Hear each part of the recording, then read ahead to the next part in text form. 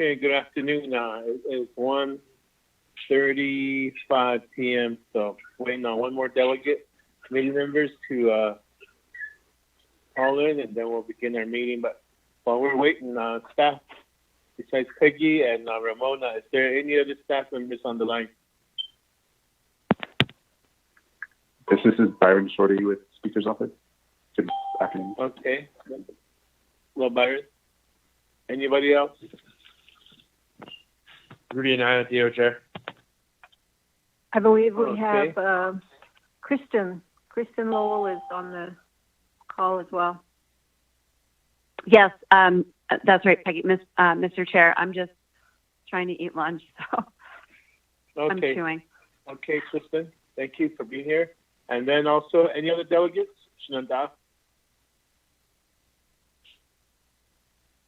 We have legislation, Tula Herman Daniels Jr.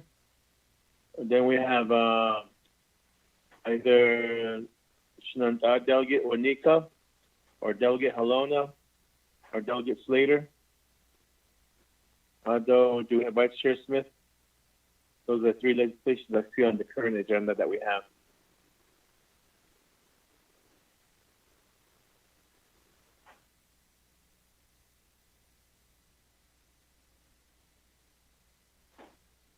Chair, there are, Vice Chair Smith has two legislations. There's one that's ready. It's 0147-20. And then the other one is Shadeja. Her legislation is also ready, 0144-20. Those will need to be added to the agenda. Okay. Yellow hair back on the line. Thank you. Good afternoon.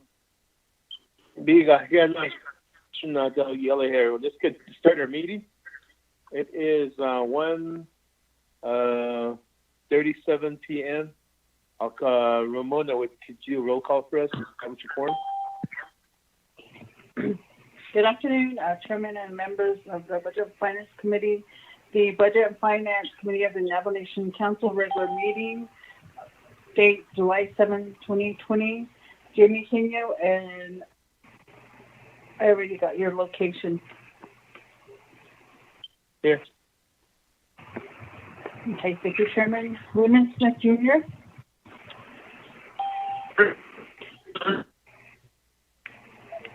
And your location?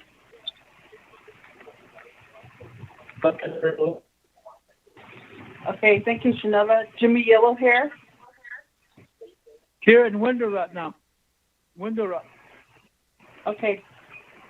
Thank you, Mr. Yellow Hair. Elmer P. Begay? Amber Kenneth Bach-Crotty? Delegate Amber Kenneth Bach-Crotty is present, calling in from Sheep Springs. Thank you. Okay, thank you, Mr. David. Nathaniel Brown?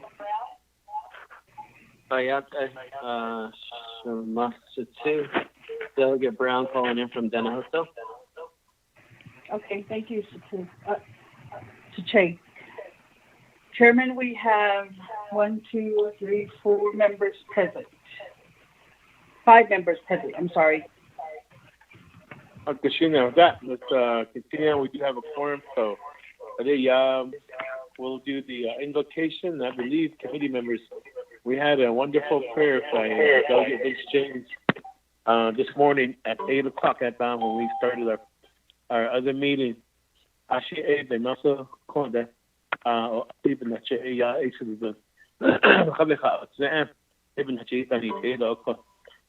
even recognizing guests and visiting officials, we do have our Chief Legislative Counsel, Ms. Kristen Lowell, on the line with us. We have Department of Justice on the line with us also. And then we also have, do we have any other delegates listening in?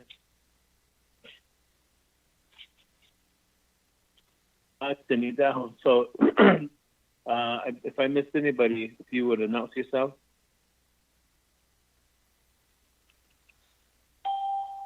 Okay, let's go forward. Peggy, would you read the agenda for us? Pernell Halona? Yeah, we're all on the line.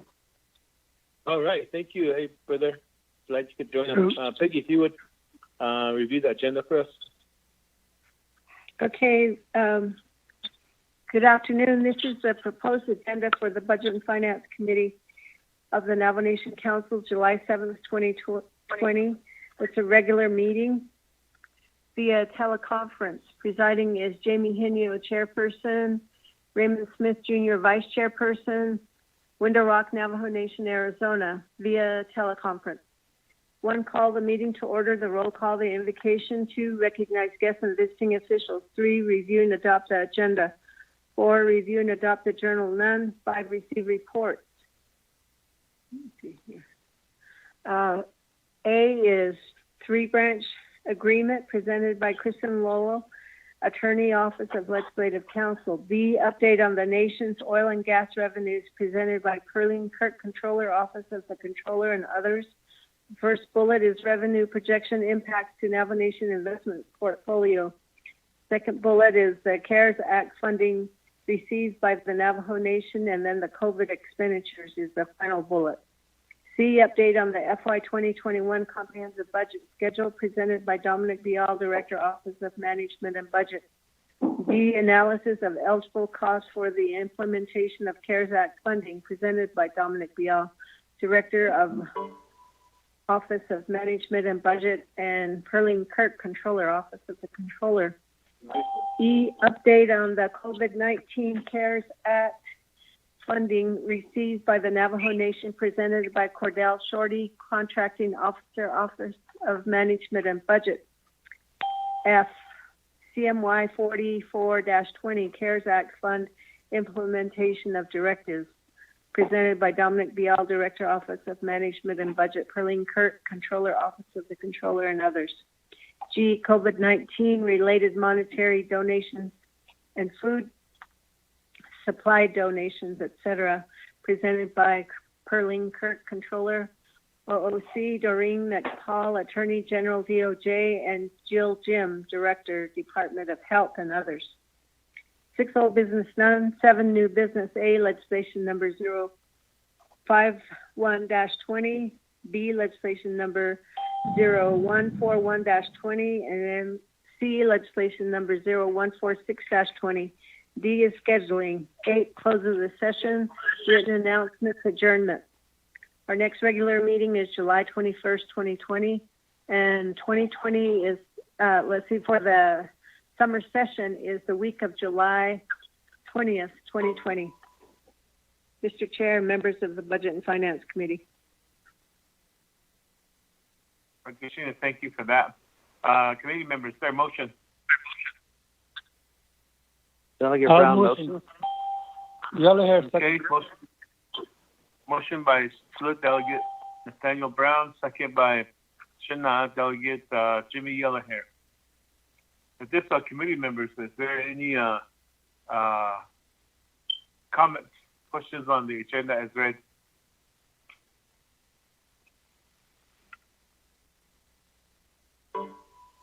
Chairman, this is Delegate. Oh, go ahead, Vice Chair. Vice Chair Smith? Sorry, I keep getting dropped. I don't know who made motion and second. Are we at the development of the adoption of the agenda? Yes, floor is open for questions, comments, additions, deletions. Negotiation and then I don't Bishmasan B&F committee members Chikeda no Tani the Kona so Tani I don't eat this no Sagi. Chair, quite legislation Bito Zone Salty that's at 0146-20 Auto Cato 014720. Hey, it's ready for action today. Ashwara Malta. Okay, motion? motion. Yellow hair. Okay, motion by Vice Chair Smith to add legislation 147-20 as item D. Second by Delegate Yellowhair. Comments or questions on amendment number 1? Delegate Cuddy? Yes, thank you, Chair. if I could ask the motioning party to add legislation 0144-20, that's ready for budget and finance. That would be the expenditure plans for water, power, and broadband. Thank you. Commissioner Smith? I'll go ahead and go for it. I just heard my motion. It's just one legislation, 147. That's off of that. I was requesting two, 147 and 4620. Nakigo Ishley and Crotty BA. 146 is already on the agenda. Okay. 146 is already on the agenda as item C. So 147 would be D, and E would be 144-20. Ashwita? Oh, Abiga.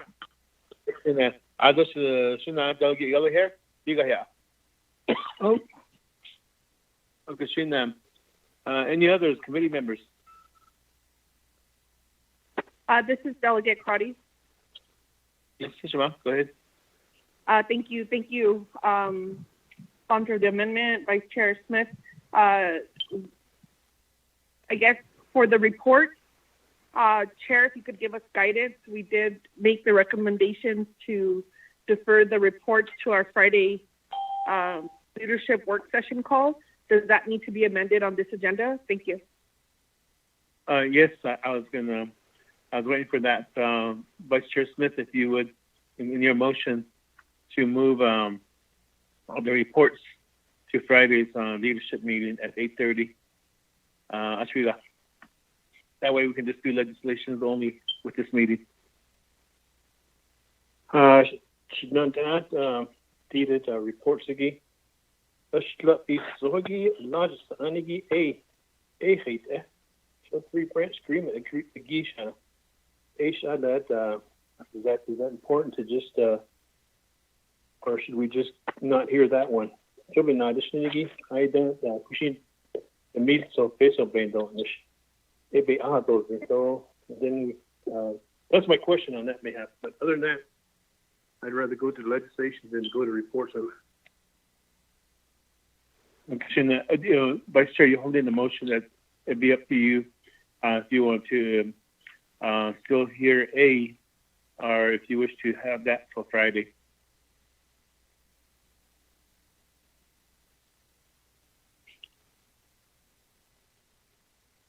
I think we should keep in A for now, and then we can hear the rest, B, C, D, and the other reports Friday. Shinanda. Okay, Shina. Shinanda, Delgi, yellow hair, Ashiko. Abiga. Okay, Shina. This modified amendment number 1, item 5B, C, D, E, F, and G will be moved to Friday's leadership meeting.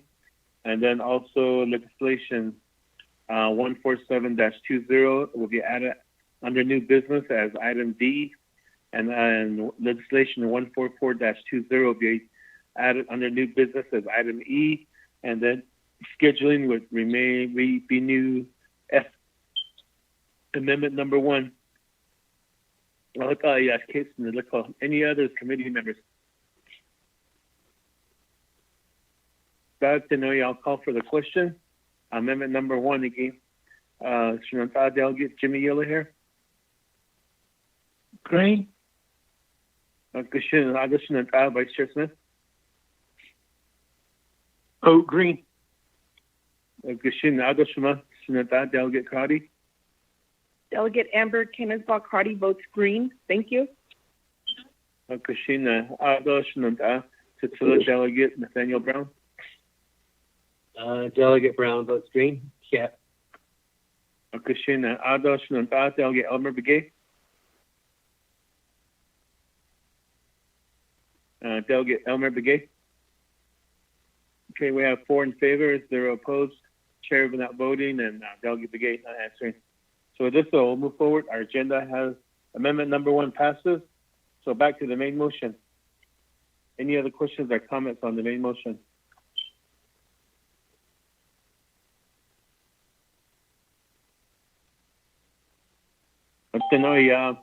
call for the question on the main motion with one amendment. Sinunta Delegate Yellow Hair. Viga. Kushina Ado, Sinunta Vice Chair Smith. Vera. Vera. Shema, Sinunta Delegate Amber Crowdy. I was going to try to imitate, but I'll say Delegate Amber Kenneth Akradi votes green. Thank you. Viga. Okay. Giuseppe Acradi. Viga. I thought you said Vera. Sinunta Delegate Nathaniel Brown. Delegate Brown votes green. Yeah. Christina Ado, Sinunta Delegate Elmer Bahita Gay. Delegate Elmer P. Begay. It's still easy with on the main motion. On the main motion, we have 4 in favor, 0 opposed, chair not voting. Delegate Begay not answering. So with this, we have our agenda before us, committee members, and we'll go down. Review and adopt journal. There's none. The 5A, we have 1 report, 3-branch agreement presented by Kristen Lowell, attorney, Office of Legislative Counsel. So, Ms. Lowe. Thank you, Mr. Chair, members of the Budget and Finance Committee. So, I am not. What I was asked to present was the source of the 3-branch chief agreement in the code. So I'm not actually presenting the agreement, since that would be actually done by the 3-branch chiefs, the speaker, the president, and the chief justice. So what I would like to do is I sent a brief little sketch to the advisor, and she forwarded it to the delegates. And I just want to talk about the Section 840, Budget Approval, Adoption, and Certification. Section 840A discusses Oversight Committee recommendations shall not exceed the base planning amounts set pursuant to 830H. And what that does is it establishes the planning amount for each of the branches, so for the legislative, the executive, and the judicial. The way the Navajo Nation currently does that is through the 3-branch chiefs agreement. The only references that I found to the branch chiefs in the code are in the previous section, 830, in the planning and preparation section, and it references branch chiefs being presented the annual fiscal revenue projection, and then also in terms of long-term expense projection, that is also presented to the branch chiefs. But there's nothing directly in the code that specifies the planning amount has to be set by a 3-branch chiefs agreement. That is, however, the current practice that the Navajo Nation uses and has followed. And that really concludes my prepared remarks. I am happy to answer any questions that the committee members might have, Mr. Chair. Okay, committee members, their motion.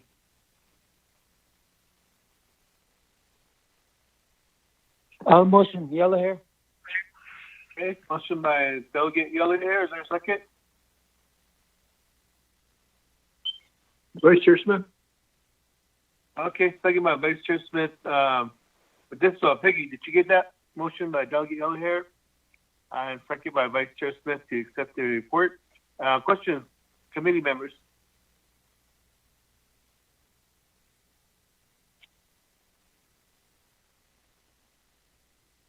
I don't hear any, so we'll go to the call for the question. Shenandoah Delegate Yellowhair. Here, green. Christian, Vice Chair Smith. Green. Okay, Shemont, Delegate Amber Cotty. Delegate Amber Tinos-Balcarty votes green. Thank you. Okay, Honorable Selection of that, Delegate Nathaniel Brown. Delegate Brown votes green. Yeah. Christian August of that, Delegate Elmer Begay. Okay, with that, we have 4 in favor, 0 opposed, chair not voting. We have accepted a report. Thank you, Kristen, for that report. Thank you. Okay, moving along. Let's go to the, that's the only report we have. And going down to 6 old business, there's none. New business, we have legislation. Is Delegate Herman Daniels Jr. on the line?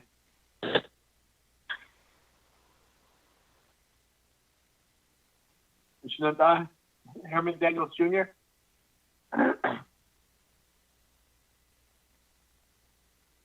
On legislation 051-20, Delegate Herman Daniels Jr. Going once, calling the first call.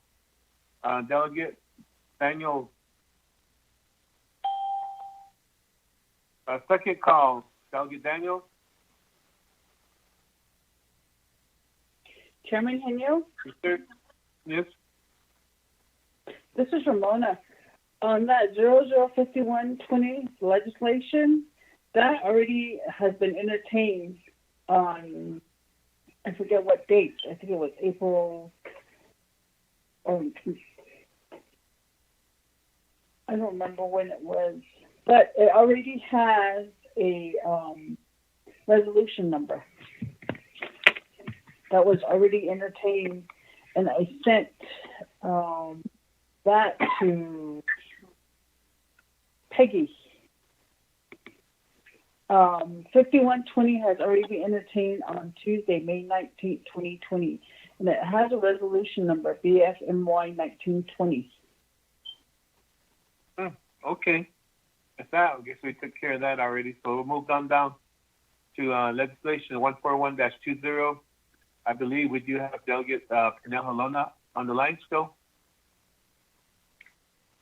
Chair, on the 5120, that was part of a list that we had to redo. Oh. Remember that list that we had where it was dated from May 16th, I believe it was, where we had the legislation that had expired that allowed committees to meet via teleconference, and so we had to redo some legislations. And so 5120 is the one that was included in that list that Tom Platero sent out. That's just as a point of clarification. So reach out to Delegate Daniels and that to come back. And yeah, Delegate Daniels was on the phone call a number of times all day this morning, or he kept calling in and checking to see if you guys were going to meet, and so he may return. I'm not sure. Okay, if he does, we'll get back to this item. Let's move forward to 141-20. Delegate Halona, are you still on the line? Yes, sir, I am.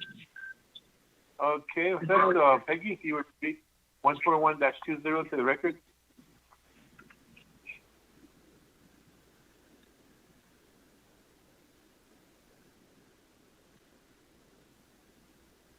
Hello, Peggy. Legislation. Yes. Legislation number 0141-20, an action relating to budget and finance and Navigated committees and Navigation Council approving supplemental funding from the unreserved undesignated fund balance in the total amount of $447,166 to the Navajo Election Administration Office, waiving 12 NNC Section 820E and 820F of the Appropriations Act, sponsored by Edison J. Wanika, Pernell Halona, and Carl Slater, Council delegates. The Office of Management and Budget has a memo pertaining to this legislation, and it was emailed out to you today. That concludes. Oh, and this was electronically read into the record. Okay, thank you for that.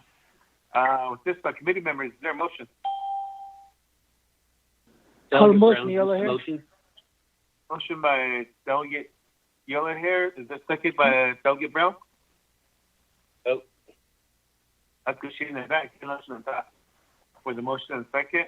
For this, committee members, I believe there will be some questions regarding this. So, Shanta, Delegate Pernell Halona, you have introduced your legislation to the committee. Thank you, sir. So this legislation is pretty much straightforward, and it's for the election. The upcoming election for the chapter officials, school board, and the grazing officials. Right now, the election is still up in the air, but we still need to get ready for the get money in place so that when we schedule our election, everything will be together. So that's pretty much what this legislation is about. Of course, every year when we have an election, then we have to allocate funding so that we can hold the election, and that's what this legislation is about. So if you have any questions, I'd be happy to try to answer your questions. Rodriguez Morris, are you on the line?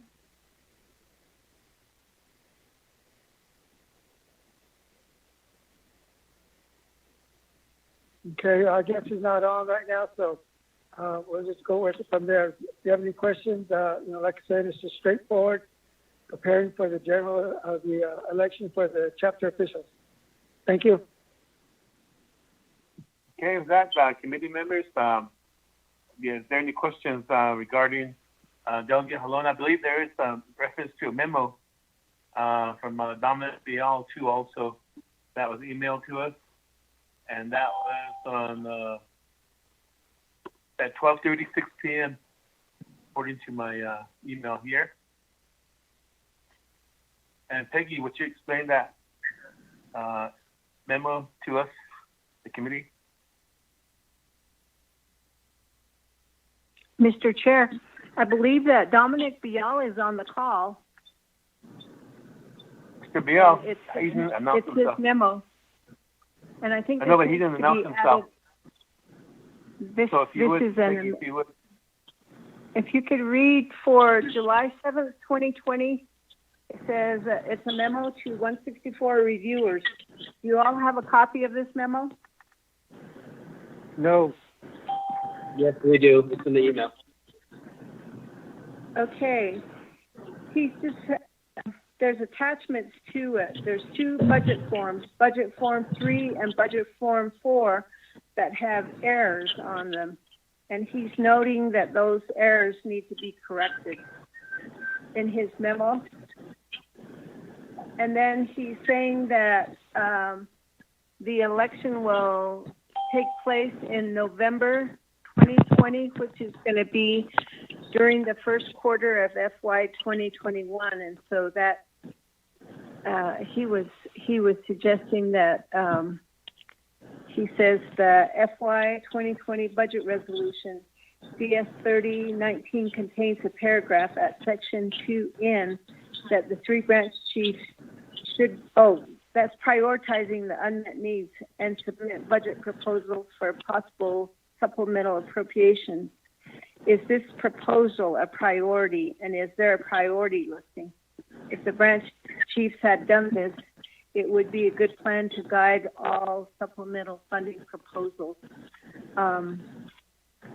But he was saying under 3, the budget form 2, fourth quarter statement should include reference to the general election in the FY 2021 first quarter, November 3rd, 2020. So it's basically something that the election office needs to correct before it gets finalized by the council when it considers it.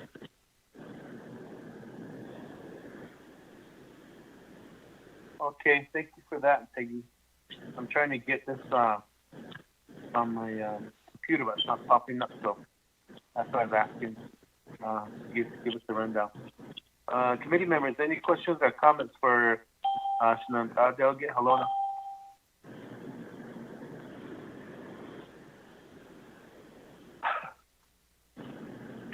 I don't hear any, so if there's no questions, then no call for the question.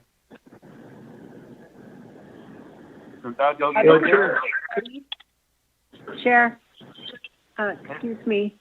The O and B memo, I believe, needs to be added as an amendment to the legislation. Committee members? Sure. Just Vice Chair. Vice Chair. Thank you. A little slow here this morning, or this afternoon. On this legislation regarding the OMB memo from Dominic, July 7th, I think there should be an amendment to these legislation to insert the correct numbers and the request that he's having. Chair, I'd like to make a motion to have this detailed budget justification done correctly and cleaned up prior to the next level. I think that's Nabakiati. If the sponsor can do that and get these numbers corrected, that's my motion. Thank you. Okay, motion by Vice Chair Smith to include the memo written by Mr. Dominic Vial and also the attachment to the memo, and then with that to the election office to make those corrections as noted by Mr. Vial. Is there a second? Yellowhair, second. Mr. Chair, before we can add this, Hold on. Who seconded that? Yellowhair. Oh, okay, so Delegate Yellowhair. So there's the motion and second. Ms. Lowe? Okay, thank you, Mr. Chair. Before we can put the exhibit in, we need to reference the exhibit in the resolution. So if I may direct the sponsor's attention to page 3 of the legislation, page 3 of 4 of the legislation, paragraph D. The budget forms have been presented to the Office of Management and Budget, and then if we could strike out is awaiting the required review in accordance, and then in lieu of those words, insert, I need to think for 1 second. The budget forms have been presented to the Office of Management and Budget, and a memorandum is provided in accordance with 12 NNC 820M. That will work. Okay. With that, Vice Chair Smith, were you able to get that? I think the request is under Section 2, the findings. Is that where we're at? I was trying to quickly decipher where this was going. Is that where we're Correct. at on that? Okay.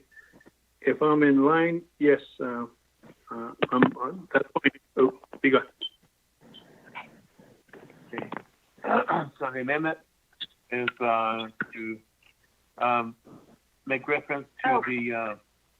I'm sorry. I made a mistake, Mr. Chair. I'm so sorry. I'm sorry. And then so it should say, I will type this out. I realize I'm confusing everybody.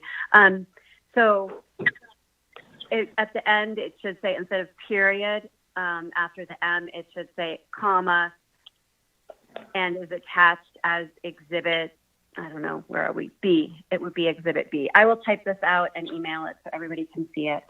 Thank you, Mr. Chair. Mr. Morris is online. Okay, so with this, Vice Chair Smith, are you acceptable to that request? Yes, Part of your motion. I'm fine with it. Okay, this, Delegate Yellowhair, Michelle. Biga. Yeah. Okay. So we have amendment number 1 by Vice Chair Smith and second by Delegate Yellowhair regarding the memo from Dominic Bial and also corrections that need to be made to the budget forms and also reference to the amendment needs to be referenced in the body of the legislation, and that will be provided by Ms. Lowe. While we're doing this, so back to Delegate Delegate Halona. Are you still there? Yeah, I'm still here. Okay, Shane, you have an agent available to explain? I think he's on the line now. Mr. Morris? Rodriguez Morris? Yes, sir. I'm online. Okay, this, Mr. Morris, are you aware of Mr. Dominic Bial's memo? Yes. Good afternoon, Chair and honorable members of the Budget and Finance Committee. Yes, I have actually had those changes made, and I have the actual corrected documentation here, and I'll be forwarding this over as soon as possible here. And that's the budget forms? Yes, sir. Okay. Okay, with this, committee members, any questions on amendment number 1? Chair, excuse me, this is Peggy. I'm looking at legislation 0141-20, and on page 3, it is actually clause D, right, Kristen? That is having amended language inserted. I think she referenced paragraph C, but it's D. D as in Delta? Yes, D as in dog or D as Delta, in yes. D as in Delta. So, and it's on line, it would be line 12. Yes. Page 3, line 12, paragraph D. And so it would start at it says, so we would overstrike is waiting the required review. And in its place, it would say a memorandum is provided in accordance. And then it goes on, and then at the end of M, would that be as exhibit B or C? B as in Bravo. Great. Okay, I got it. Okay. Good. This, committee members, any other questions on amendment number 1? Okay, no, I'll call for the questions. Delegate Yellowhair. How about Crane, Biga? Okay. Kashina Adosh, Delegate Vice Chair Smith. Green. Adoshima, Delegate Amber Crowdy.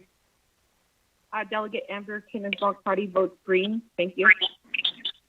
Okay. Adosh Shananda, Delegate Nathaniel Brown. Delegate Brown votes green. Yeah. Okay. Adosh Shananda, Delegate Elmer Begay.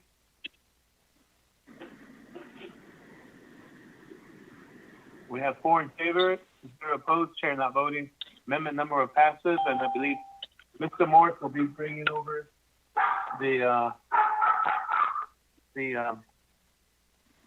sending over the correct copies of the budget forms to also to satisfy the memo and the concerns that CBL had. With this, committee members, any other questions or comments on this? Chair. This is Vice Chair. Smith? Yeah, Shananda, Halona for present this legislation regarding the election. My question is the amount of $447,166. As you well know, that the legislation that we passed regarding the election has been vetoed, and my question is this enough money to cover that general election? And if so, this money is coming out of the UUFB, right? Because I don't see it as UUFB. All I see is a supplemental appropriation request in total amount. Hey, that's with that on the legislation. Should this veto stand as it is, and the president wants the primary, and the primary is put in there, would the expense be higher? That's my question. Thank you, Chair. Okay. All right. Thank you, Vice Chair Smith, for that question. Back to sponsor, Mr. Shinata, Delegate Halona, and Mr. Morris. Thank you. Mr. Morris? Good afternoon again. Thank you. Thank you for that question. Yes, this actually would cover, even if it involves having the primary election as the president is urging us to do. So it includes for both the primary and the general elections. We kind of just rounded it off to, if it was not going to include the primary, the extra funding was going to go toward PPEs, if anything. We also are looking for additional funding via the COVID-19 emergency fund as well. So, but this is inclusive of both. I mean, if we have to do the primary and the general election.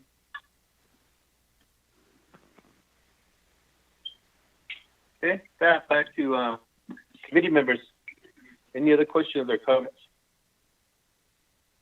Chair, one more question on behalf of the Chair, Oh, thank you again. This would be to the controller. I don't see a memo in here regarding the amount of UUFB, unless I didn't see that. As of we speak here, I'd like to have that directive to her, ensuring that UUFB amount is going to be attached to this in the next level, which would be Nabikiyatke.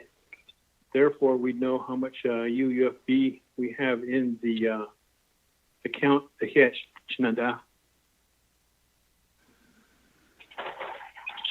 we have the controller, Kurt, on the line? Mr. Chair, this is Robert Willie from the Controller's Office. I can answer that question. Mr. Willie, if you would, go ahead. I just noticed the legislation, so I can start getting that memo ready for the next level. So when it comes to, I guess, NABI, we'll have that letter attached, and I can forward it to the legislative services to add it also, sir, and members of the Budget and Finance Committee. Okay, thank you for that response, Mr. Willie. We appreciate you being on the line with us. Any other questions, committee members? I believe we have Delegate Elmer Begay. Sure. Joining us. How did you know? I'm the doctor on there. Chief KFA. Oh. Have you seen Ramona? Did she get that? Doctor on chapter there. Yes, I did. Thank you, Chairman. Okay, Sheena. Delegate Elmer Begay, we are on legislation 141-20 right now. And Delegate Pernell Halona and Mr. Rodriguez Morris with the election offices online with us. So with that, committee members, any other questions, comments?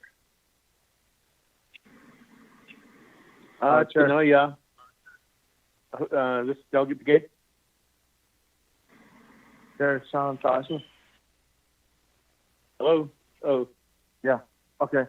Yeah. I don't know if it was this question was already asked. This the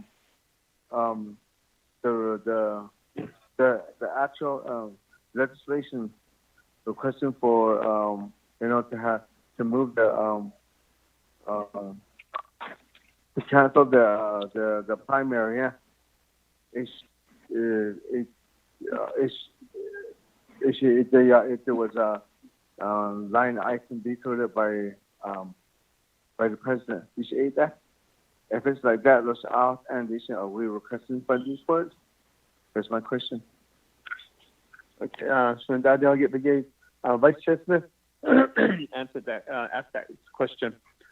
And so because of the veto of the legislation, the election office is now have to comply with Navajo law, meaning they still have to have a primary and the general election. So the question by Vice Chair Smith was, this money that's being requested for now, will that go towards the primary? And the response was yes, that will be also going towards the primary. Since because of the veto, the primary election office is obligated to hold a primary election. So with that, does that satisfy your inquiry? Delegate Brigade? Oh, that's right. Thank you for that. Any other questions, committee members? I'll call for the question. Mr. Chair? Okay, who's this? Mr. Chair, good afternoon, Mr. Chair. This is Mel from DOJ. Okay, DOJ, what do you have now? Good afternoon, Mr. Chair, members of the committee. I noticed that in Mr. Bale's memo, it was referring to carryover, adding language to authorize carryover, because it looks like some of the money will be needed after the change in fiscal years. And I didn't hear everything about the First Amendment, but did the First Amendment address that already or no? Ms. Lowe?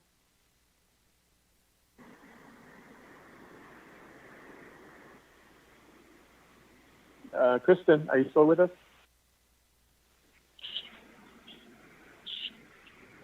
Mr. Chair, this is Peggy. The amendment, the First Amendment, did not include information relative to the carryover. It was just incorporating the memorandum as an attachment to the legislation.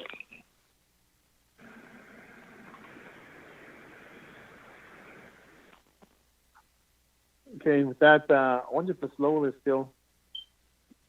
Sorry, I'm here. I had to step away for a second. I'm so sorry. I'm here, Mr. Chair. Okay, the question by DOJ was that the amendment first by Vice Chair Smith, and in the memo it referenced a carryover. And so was that part of the amendment, I believe was his question. Are we talking about the memo from OMB? Yes.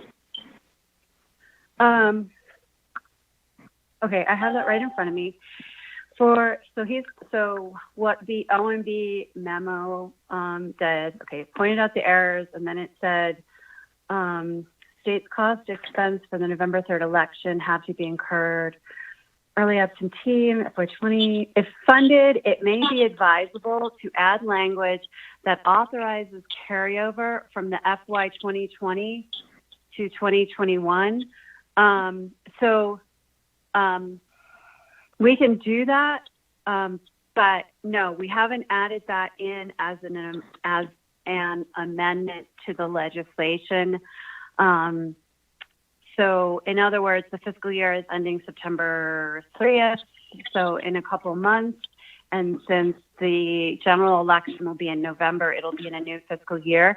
So we can just add a statement that this carries over into fiscal year 2021. But we have not done so yet. Sure. Okay, thank you for that explanation. Before I go to Vice Chair Smith, back to you, Ms. Delegate Helona. Are you still there? Yes, sir, I'm still here. Okay. One question for the committee so they could have an idea is, through your agent, is there money for the primary at this time?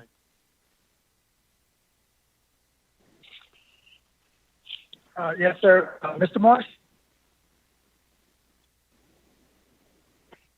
As far as for the actual current budget, is that how I understand that? Yes, the current budget. Is there money in there for to hold the primary? Oh, okay. No, sir, there isn't any money for the primary or the general in the current budget right now. Okay, thank you for that clarification. Vice Chair Smith?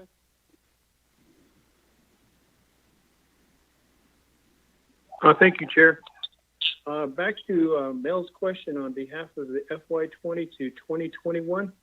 I'd like to make an amendment on that, Amendment 2, to ensure that the carryover will be carried from 2020 to 2021 on behalf of the memo from OMB. That's my motion to do that. And also, within those budget forms, they should reflect 2021 to ensure that it doesn't reflect 2020 budget. It reflects 2021 because it'll be the first quarter of that election. Chair, thank you. Christine, amendment number 2, is there a second? Mr. Chair, oh, sorry. Is there a second? Committee members. I'll take second, Yellow Hair, to move on. Okay, so Delegate Yellow Hair seconds that. So with this amendment number 2 that's presented by Vice Chair Smith, Ms. Lowell, where was that sit? I need a couple minutes to draft the language. The committee can't vote until I actually have the language and the place together where it's going to go into the resolution, Mr. Chair. How much time would you need? I probably need 3 minutes. Okay. Well, committee members, any other questions while Ms. Lowe is busy crafting language? If not, maybe the presenter might want to add any more information to the legislation. Chair, I have a question. This is Delegate Crotty. Okay, so Delegate Amber Crotty, go ahead. Yes, thank you, Chair. While we wait for the language, can the Navajo Election Office provide an update on how they plan to, I think yesterday was the deadline for Arizona registration. So what would be the plan? Give us an idea of what we're looking at. Our constituents are calling us regarding the election, and so we need to know what information do we need to tell them, and how can I get at least the Northern Agency election supervisor? Can you forward that information, or all of the election supervisors to the delegates, so that we could have active conversations regarding the elections? Thank you. Okay, thank you for that. Back to Mr. Morris through Delegate Halona. There's a question from Delegate Crowdy about the election office administration and board of supervisors. What's the plan for this year's election, since we're late in the game right now because of COVID-19?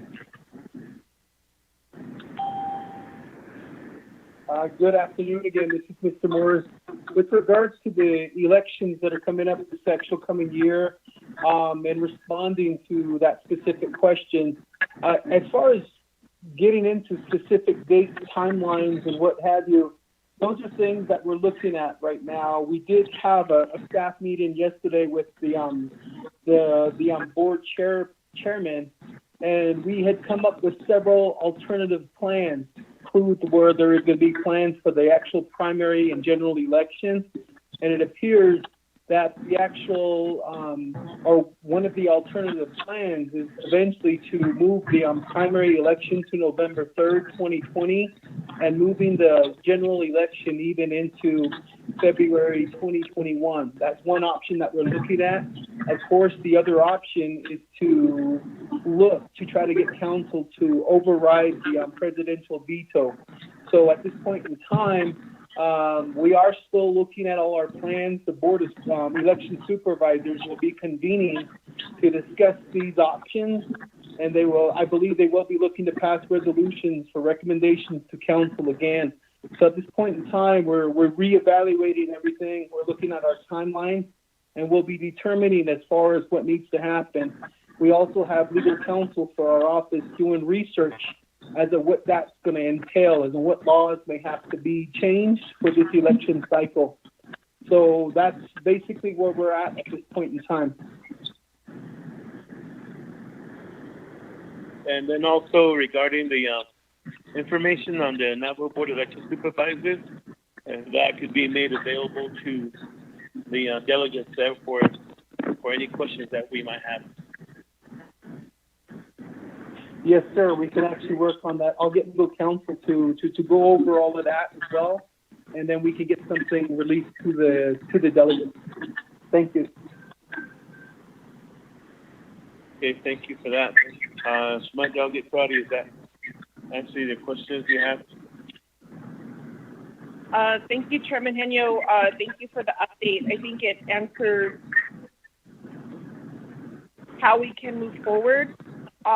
My concern too, Chairman, is although we allocate dollars and let's say it is approved by the President's office, what is the timeline that the office expects it to get it to your coffers to be able to be utilized? Thank you.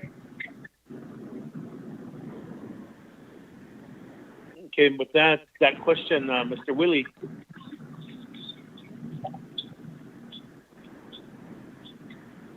Robert Willie, are you still on the line?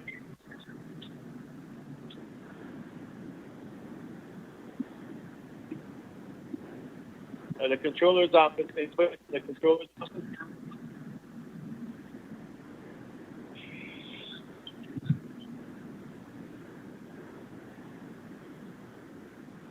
Okay, well, Shema Delegate Crowdy will have Peggy send an email to the controller's office to get that answer as far as the timeline and turnaround if these monies are actually appropriated, allocated, and signed by the President, what the timeline would be. Ms. Lowe. Mr. Chair, I just sent the language to Ms. Nakai.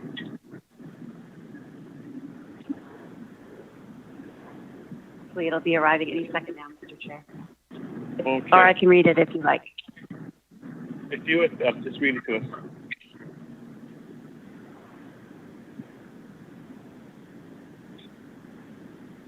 Go ahead, read it. Sorry, I muted. I accidentally muted myself. Okay. Page 4, line 7. Insert new section as follows. Section 5, approval of carryover of funds into fiscal year 2021. The Navajo Nation Council authorizes and approves carryover of funds into fiscal year 2021 for this supplemental appropriation. Mr. Chair. Okay. Okay, Mr. Smith, is that acceptable?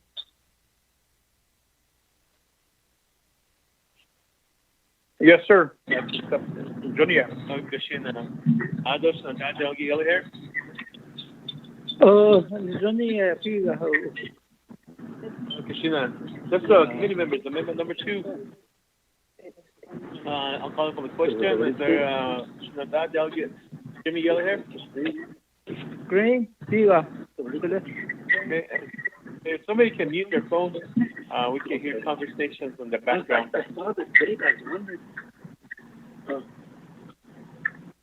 Vice Chair Smith? Green. Okay. Ados, my Delegate Amber Crowdy. Delegate Amber Kenneth-Ball Crowdy votes green. Thank you. Okay. Ados, Chile, Delegate Nathaniel Brown. Delegate Brown votes green. Yeah. Ados, Delegate Elmer P. Begay.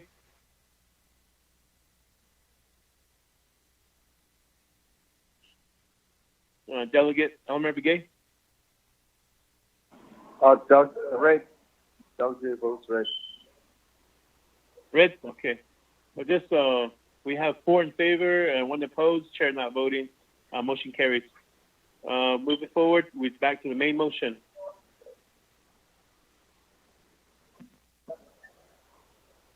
Any questions or comments regarding the main motion? I'll call for the question with 2 amendments. Peggy, would you restate the amendments for us?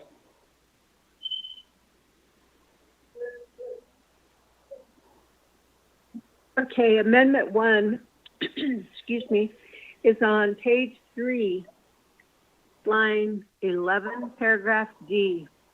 And it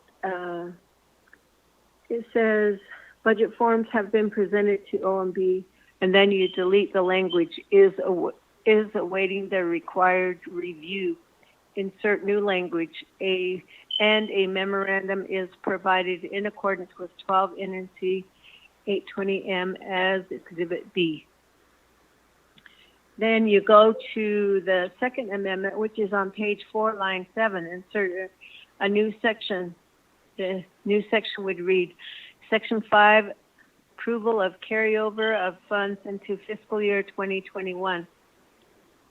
The Navajo Nation Council authorizes and approves the carryover funds into fiscal year 2021 for this supplemental appropriation. That's the second amendment. Okay, Sheena, thank you for that. Calling for the question, Delegate Jimmy Yellow here.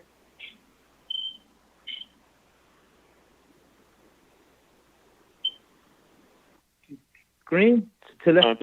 Green. Okay. Vice Chair Smith? Green.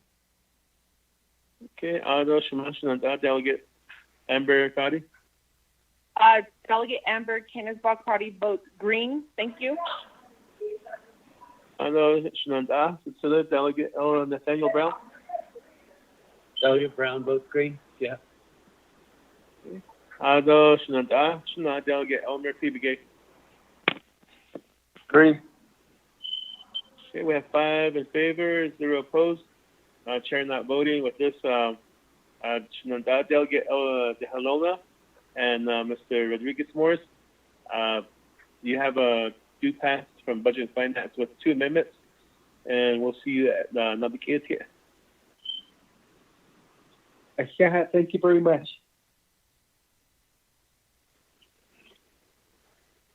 Okay, and let's see here. Delegate Halona, are you still there?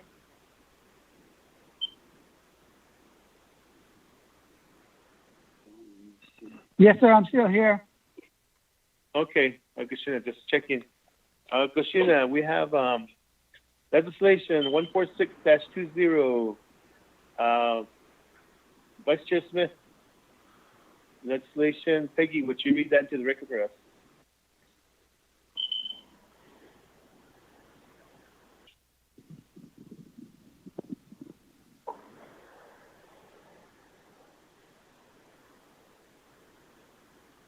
Hello, Peggy, are you still there? Yes, I was sitting here reading to myself. I'm sorry. Legislation number 0146-20, an action relating to Budget and Finance Committee approving the Navajo Nation CARES Funds, expedited procedures and application instructions, and related documents, sponsored by Raymond Smith Jr., Council Delegate. This legislation has been electronically read into the record, Mr. Chair. Okay, that committee members, is there a motion? Yellow hair voted. Okay. Motion by Yellow hair. Delegate Yellow hair, is there a second?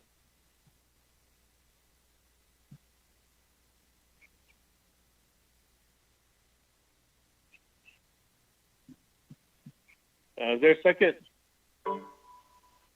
Second by Vice Chair. Okay. Going once, twice, 3 times?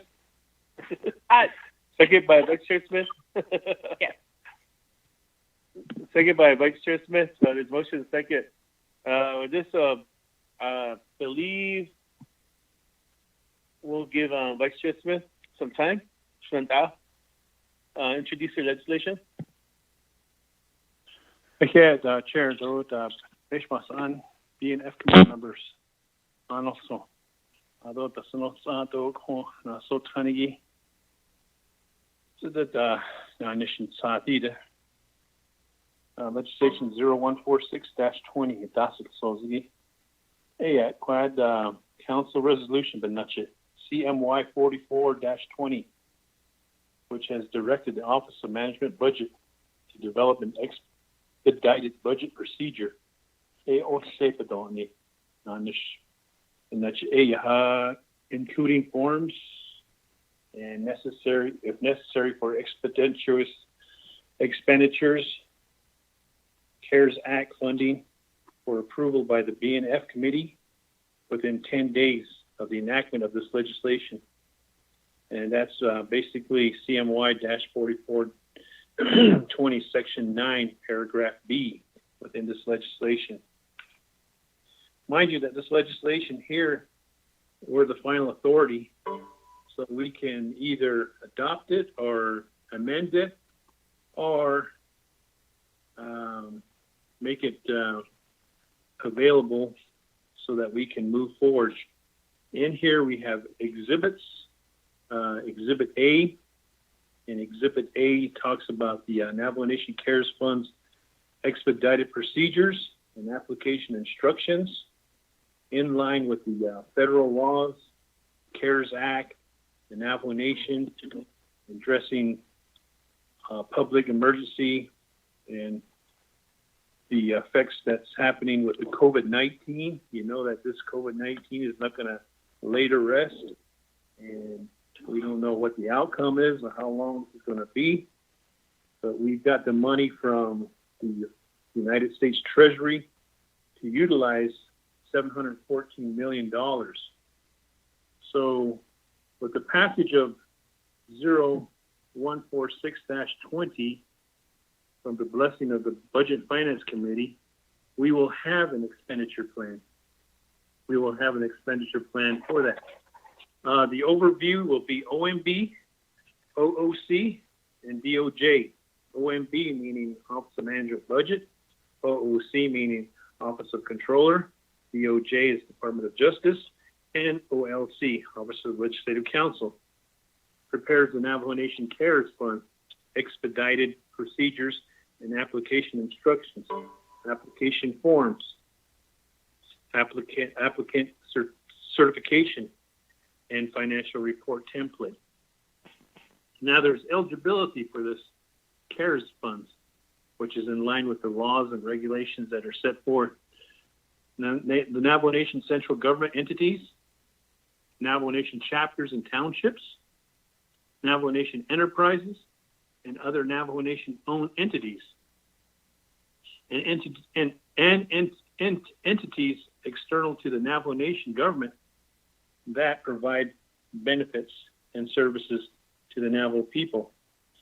So in a wholesome way, we are trying to get these fundings to direct services. There's a procedure which will allow eligible entities to submit applications to OMB and OOC for review and determination of eligibility. Those eligibilities are governed by the CARES Act, so we don't end up paying back the U.S. Treasury or not using it for COVID-19 and applying the funds for that particular reason. The determination is based upon intended use, like I said, meets the criteria set forth in the Federal CARES Act, is allowed federal and Navajo Nation law until federal law. The procedures provide for an expedited review from OMB. You got to move quickly. And OOC will be a 72-hour receiving the application form and supporting documents. So I encourage all those that are listed above that I just mentioned, central government, Navajo Nation chapters, township, enterprises, Navajo Nation owned entities, and the benefit for the services to the people, have the packet all ready to go. So to speed the review process, we are going to allow that it be submitted by email to OMB because limited staff. We don't want to put it into the snail mail because that will take some time for the snail mail to come. OOC can be emailed all at the same time. And after the review by the OMB and OOC, the documents can be presented to the next level, which is the Office of Legislative Counsel, to draft legislation by the Navajo Nation Council delegate. If the expenditure plan is approved by the Navajo Nation Council, the applicant will receive funding, which is the ultimate goal, and make it streamlined. The direct funding is available for Navajo Nation central government entities only. Funding for applicants other than Navajo Nation central government entities will be through a memorandum of agreement. And this is basically how the CMY 44-20 had directed the offices of OMB to develop an expenditure budget procedure. So I'm hoping that Dominic's listening in and here with us, because they're the ones that are directed to carry this out and make sure that we have this. And the financial report template attached as Exhibit A. And you can look at the applications, and I'm ready for questions, comments, concerns, improvements, amendments. Thank you. Chair. So with that, committee members, questions, comments for Vice Chair Smith.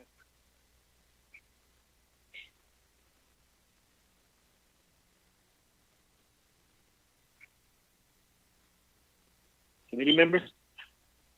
I believe there's no questions. So this will call for the question. Shanada Delgado here. I'll vote green. Yeah, Vice Chair Smith? Green. Shemant Delegate Amber Crotty. Delegate Amber Kenneth-Crotty votes green. Thank you. Okay. Shananta, Chile Delegate Nathaniel Brown.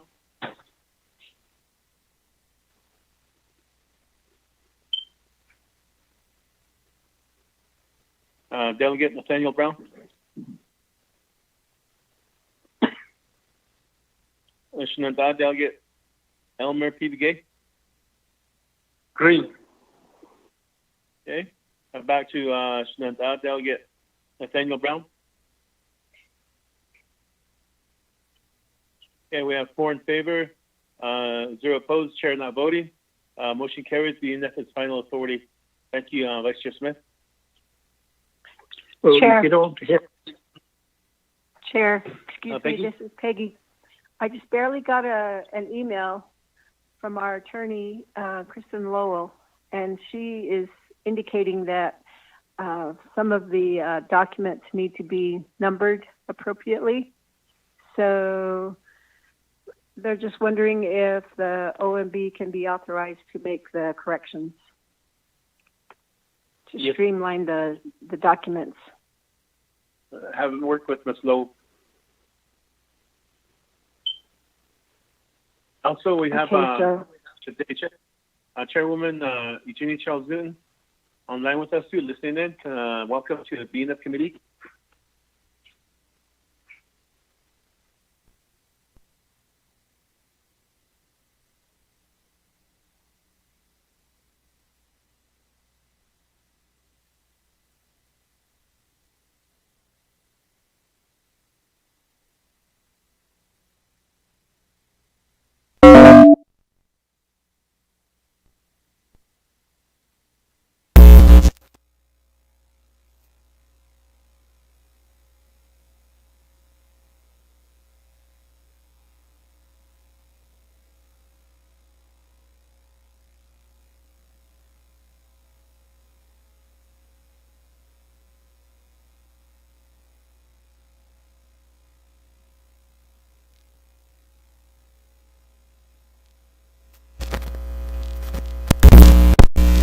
Etiquette Committee and then to the Navajo Nation Council.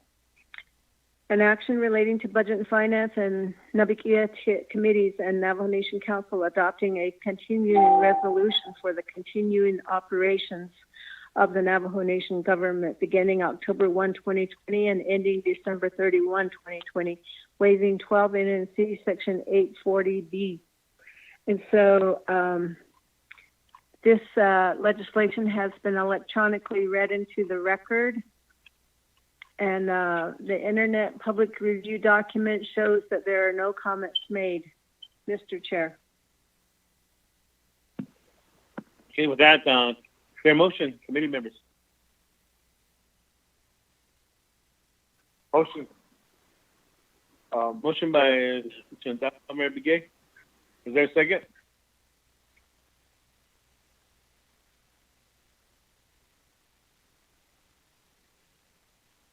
Is there a second, committee members? Second by Delegate Vice Crotty. Chair.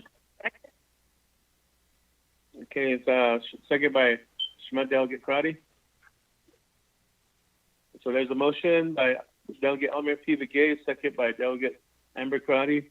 For the record, now we'll go to Vice Chair Smith. Introduce your legislation.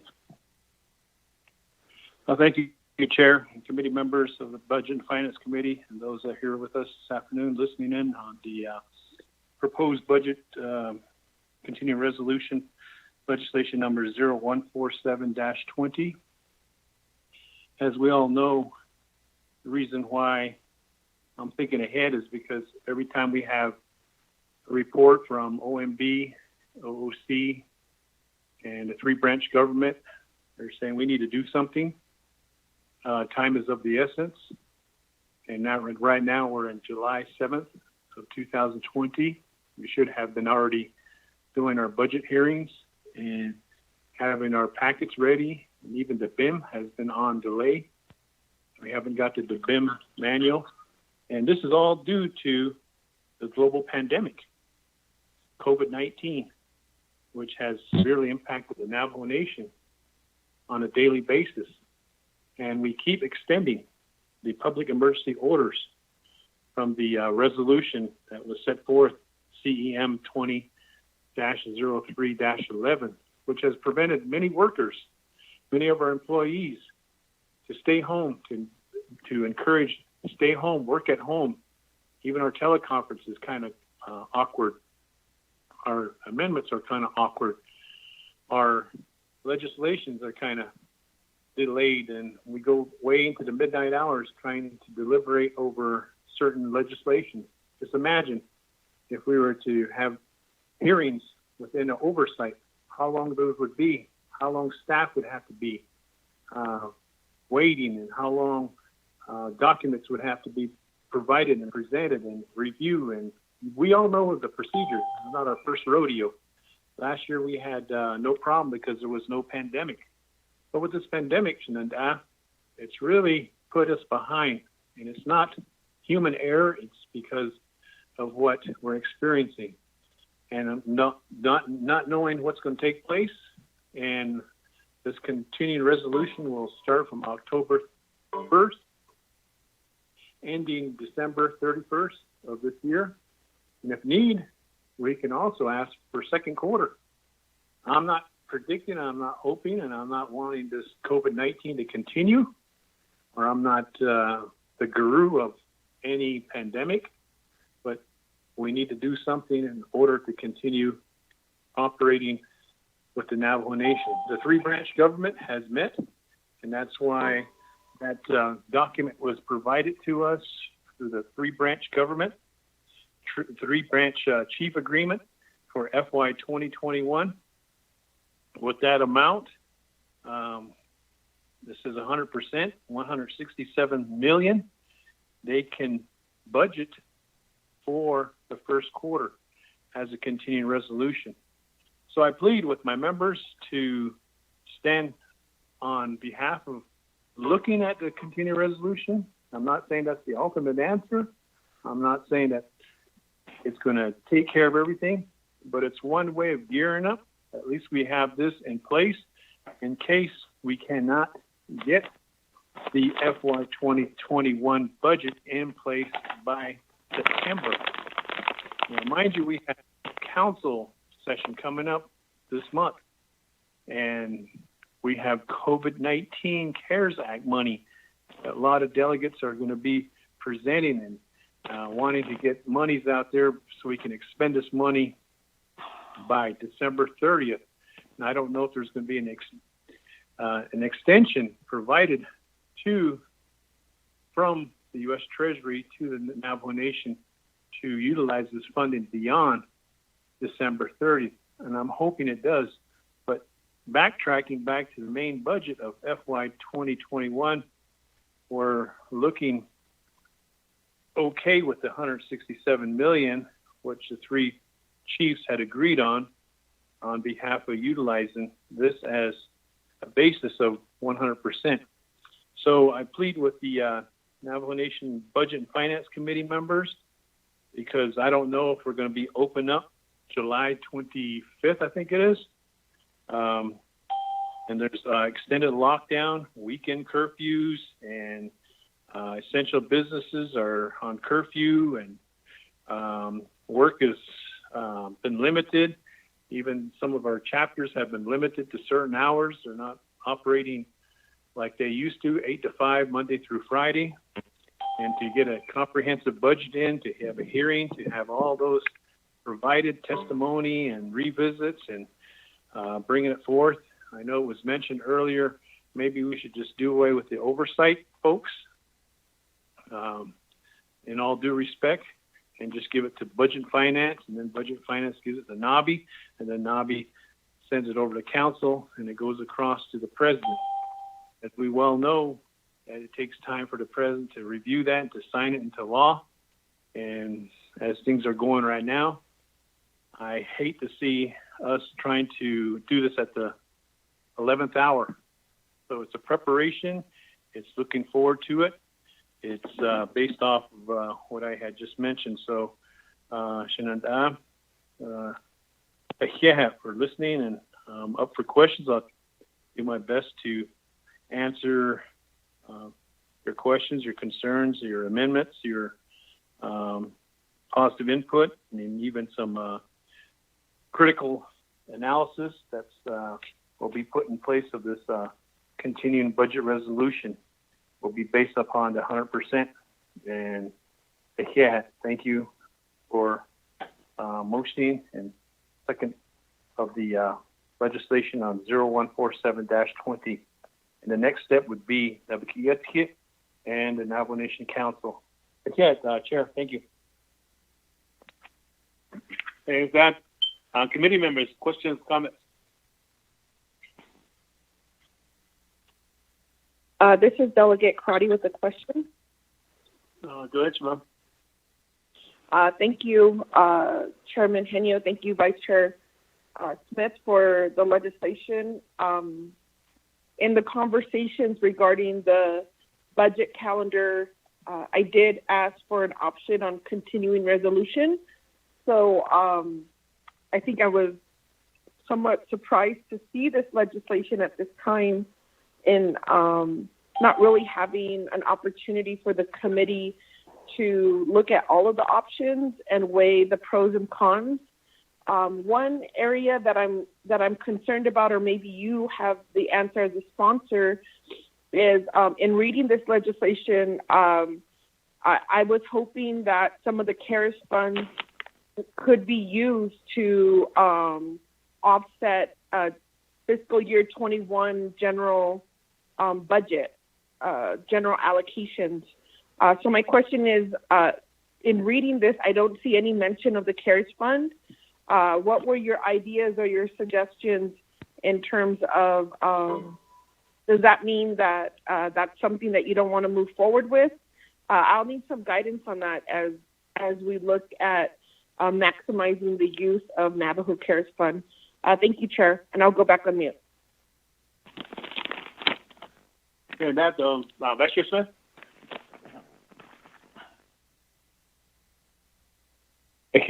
Chair, with BNF committee members, with Honorable Crotty on the question of the budget calendar.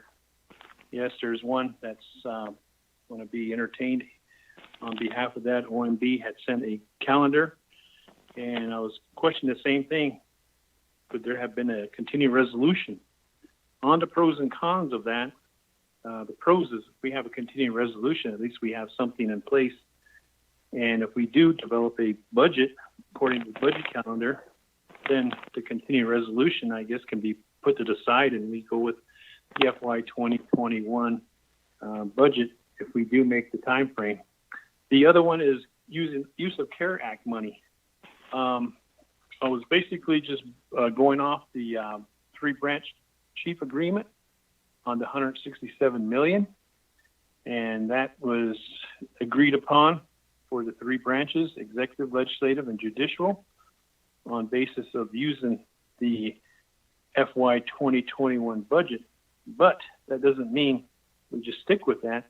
It can be amended either now, or it can be amended during the Kiyatia, or it can be amended during council to put in CARES Act money. I don't know how that would affect that. Maybe OMB or OOC can address that. If we do use CARES money on behalf of that, they would be best at answering that. But I went off the basis of utilizing, according to page 3 of 5 on the legislation, specifying that under line 21, I'm getting myself confused here. Anyway, it was talking about the using the FY 2021 at 100% and just budgeting at a quarter of that for the FY 2021, and that's the main reason why this legislation is in front of us, being as committee members.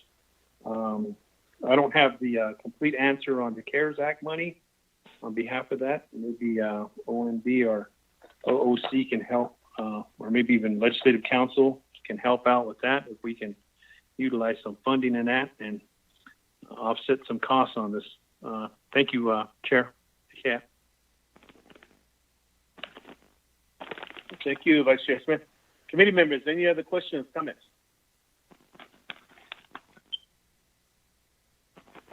I'm not hearing anything, so I'll call for the question. Chairman Hill, this is Delegate Crotty. Go ahead. Yes, Chair. If I could, maybe OMB or Office of the Controller can ask that question. Has there been an attempt to identify any eligible CARES funding for fiscal year 21 first quarter? Thank you. I'm hoping the Controller's Office is back online. Mr. Willie, are you back online? The Controller's Office, anybody? What about Office of Management Budget? This is Dominic Bial. Mr. Bial, welcome to our BF committee meeting. Were you advised of Delegate Crowdy's question? Yes. Okay, so go ahead, Mr. Bial. Responding to Delegate Crotty and her question about this proposed continuing resolution. Let me first start by saying, as Delegate Raymond Smith has explained, this continuing resolution legislation, which we would refer to as a CR, is just in case. It's just in case that we don't complete the regular annual budget process. So when the branch chiefs have been discussing this matter, they know and they realize and understand that a CR might be imminent. But they chose and decided to let's go forward with the regular budgeting process, even though it's a shorter time frame than usual, for all of the reasons that Delegate Smith explained: the COVID-19 emergency, the government closure, only a third of the staff on any one day are at work, et cetera, et cetera, et cetera. So, again, I'm just re-emphasizing that this CR would be just in case it becomes necessary. Now, to Delegate Crotty, as she's asking, is there an assessment underway on the CARES Act money? How much of it can be included in the fiscal year 21 budget to cover normally budget matters that would be funded by the annual budget? So we are doing that. We are taking a look at those things, but it's going to be a while before that's completed. And one of the examples that I can say again, and I mentioned it before, is a lot of the public safety, law enforcement, EMTs, firefighters, and then some of the social and health workers at DSS as well as DOH. Those would appear to be eligible costs. So we just need to figure that all out and determine how much of it is federal money, how much of it is general fund money or other fiduciary proprietary funds, and then plan for it. So that activity is underway. Now, my final statement would be this: for now, for today, at the BNF committee, I don't think we need to add language at this point about the CARES Act money. I think we can do that later on down the road, either at NABI or at council, if necessary. See, again, this whole CR is just in case we aren't able to do the budget in a normal way. Mr. Chair.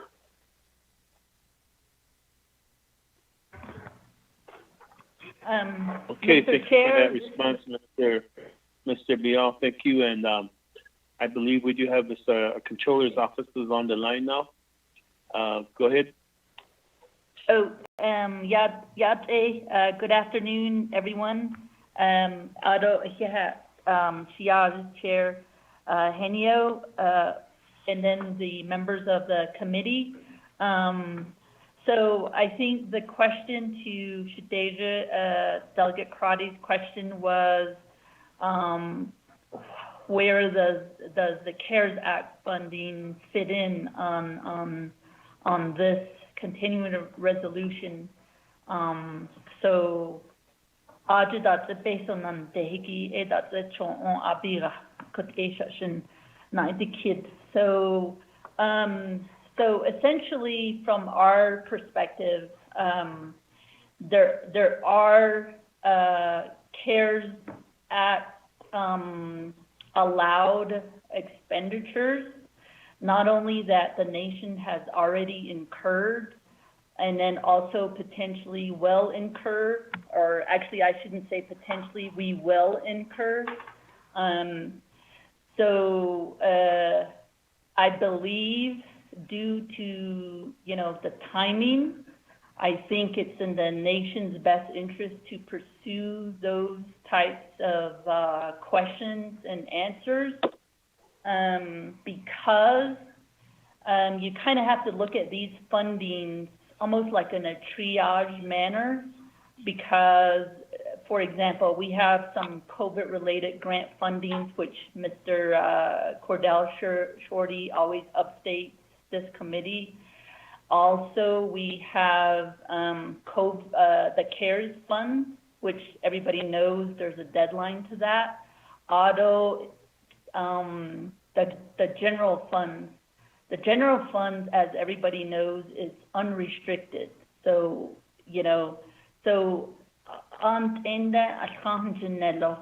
and some of them, they have a timing, they need to be used. So if you hajo bantuzi queso, adkon, the ones that needed to be used, digi satu don't inso, I think there can be a plan. I believe that the nation can recover some of the general funds and the 638 funds that have already been incurred. That's the low-hanging fruit in how to use the CARES Act money. I mentioned this at the 3-branch meeting last week. Not in terms of what we've already incurred so far this fiscal year. We can also nostril, when we're talking about the budget, we can do the same thing. So that frees up the general funds and the 638 funds that we've already used. We can journal voucher, essentially reimburse ourselves the general funds and the 638 that we've already used with CARES Act money, and that frees up your unrestricted, at least as to general funds, and then those don't have a timing deadline. So those are things that we can pursue. In fact, I'm kind of looking at those numbers, and to me, those are the low-hanging fruit that for sure they're not gray areas that we can use CARES Act money. And so when push comes to shove, when we need to expend those CARES Act money, because right now we haven't spent a dime, but there's already going to be a reporting requirement that's coming online. And in the reporting requirement for CARES Act money, we're literally going to have 000. So I don't know what that will signal to Treasury, but I think, in the interest of obviously what these funds, the CARES Act funds are for, we need to start thinking about expending some of these funds. And I believe that the very question that Delegate Crotty, Shadeja, is asking is those are things we can pursue. So my office is working on some of those numbers of what we've already incurred. For example, I'll give you one example. The UUSD that, was $4 million that we gave to the command center, we can replace that, assuming everything qualifies and is allowable, we can replace that with CARES Act money, and then we can free those monies, and they're, in essence, still UUSB dollars, general funds. So then those dollars don't have a time deadline to spend. So we're basically reimbursing ourselves.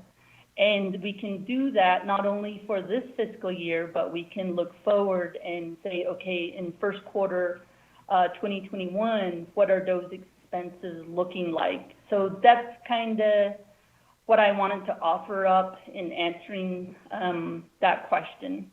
So, yeah. Okay, thank you for those response. Committee members, any other questions? This is Delegate Crotty. Go ahead. Thank you, Chairman. I appreciate the response, Controller. Can you send the committee that information regarding U.S. Treasury? Was it U.S. Treasury's inquiry on the amount of CARES funding that we've spent? I'm also very concerned in terms of if you're going to have to report back to zero, but what are the implications and what are the challenges? And I think that's what we should be discussing in our leadership meetings. Thank you for providing that update. Ms. Kirk, are you able to do that? Send information to the committee members. Bira, it's mainly the reporting guidelines that had came up. I'm trying to remember what day it was. I want to say Saturday. Recently, because Treasury hasn't given the guidance, and they recently have. And then essentially there's a 10-day time frame, and there's a format to the reporting. For example, there's buckets of expenditures, like payroll expenditure, public health expenditure, and then there's a other column. So they are really, I guess what that signals is, what is Treasury wanting to know when we report on these funds? And so it's coming up, I want to say it's due next week on the 17th. For some reason, that's the date I'm thinking about. So if, you know, that's the first reporting that has to happen. And if we're saying we haven't expended anything, that's not a good sign. If on the other hand, we're lobbying saying we want extensions. And then also the other thing that's happening on a in the grand scheme of things, the $8 billion that the tribe has received, it's only 5% of the $150 billion that went out to the state and local governments aside from tribes. So if the state and local governments are already expending and deploying all these funds, and the 5% is saying, wait, we need more time, I don't know what the chances are of getting an extension. So, but yet on the other hand, if we're reporting that we haven't expended anything, then there's conflicting signals to, you know, to the feds and so forth. So those are my concerns. And therefore, you know, I wanted to bring to your attention. But I can share the reporting format and when the first deadline is. I can share that information. Yeah. Okay, thank you for that response. Committee members, we do have Shadeja, Chairwoman Charles Newton, and on the call, and she would like to offer a comment or two too also. So, Shadeja, are you there? Oh, yeah, it's not. And for allowing me to speak. Madam Controller, I know that you've said this several times. You made mention of how we use to replenish the funds that have already been used for COVID. Well, Department of Public Safety. You're breaking up. We could barely hear you. Oh, here. Hello? Yeah, you're fading in and out on your as you're talking. Okay, sorry. Get close to your phone.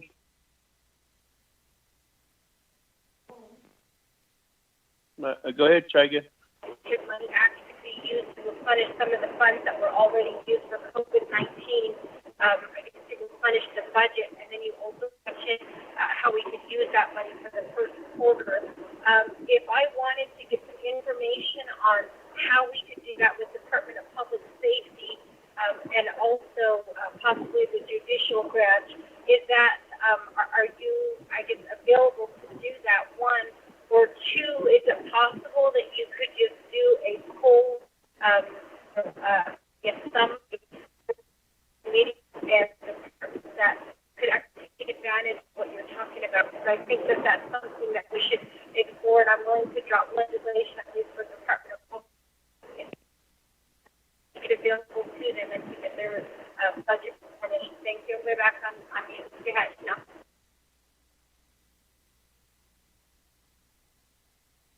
Yeah, Ms. Kirk, were you able to capture some of that? I could barely hear because it kept going in and out. Shiaz, Chair, I believe I got the essence of Shadeja Delegate Charles Newton's question. I think she's asking for the judicial branch as well as for Department of Public Safety and those areas that she has oversight with.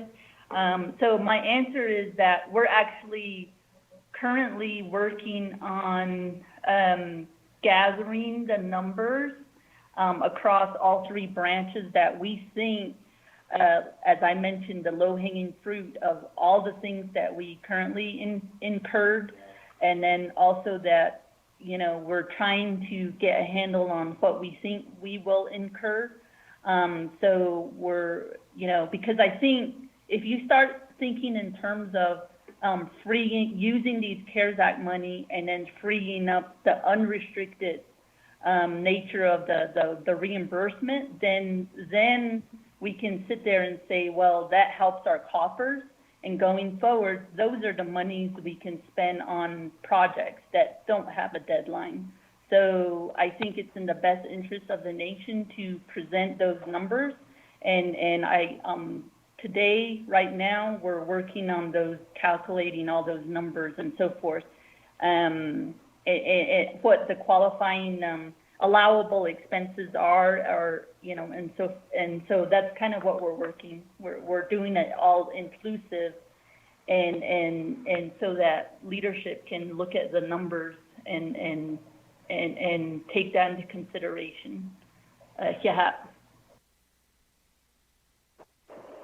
Thank you, Madam Controller. Yes, now. Okay. For that, committee members, any other questions or comments?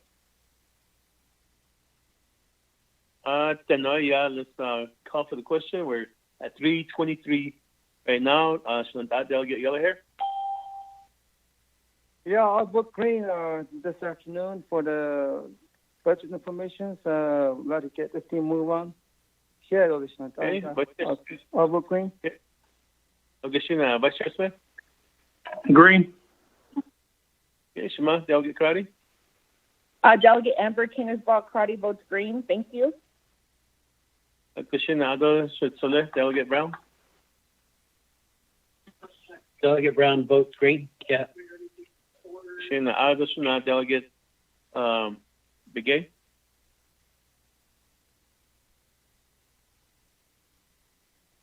Delegate Elmer P. Begay. Yes, so we have 4 in favor, 0 opposed, chair not voting. Thank you. Chairman Henyo, I got a text from Delegate Begay on his vote. Did you receive that text? He was voting on 146, and this is 147. I see that. Thank you. He wanted to make an amendment. Okay, thank you. Sorry about that. So this has 4 in favor, 0 opposed, chair not voting, and then Delegate Elmer P. Begay not responding. So with this, let's move forward, committee members. We do have more legislation on the agenda. We have 144-20. Peggy, if you read that into the record for us.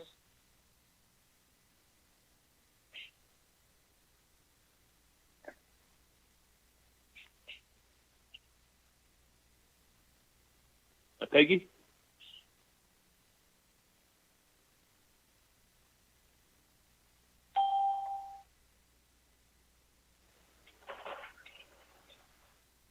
Peggy, are you there? Yes, I just barely got back on my phone. The call dropped. Okay, so we have 144-20 now. Oh, okay. Hold on a second. Let me get to that. Okay.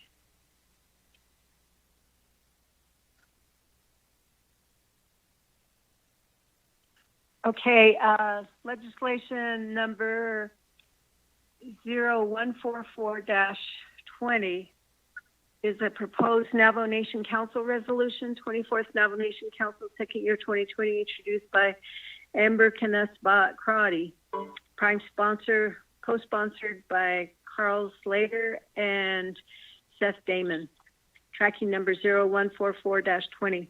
Health, Education, and Human Services Committee, then to Budget and Finance, then Resources and Development Committee, then to Navigiatia, and then to the Navajo Nation Council.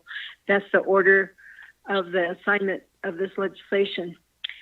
An action relating to health, education, and human resources, budget and finance, and resources and development, and Navigiatia committees and the Navajo Nation Council approving and adopting the Navajo Nation CARES Fund expenditure plans for water projects, power line projects, and broadband telecommunication projects.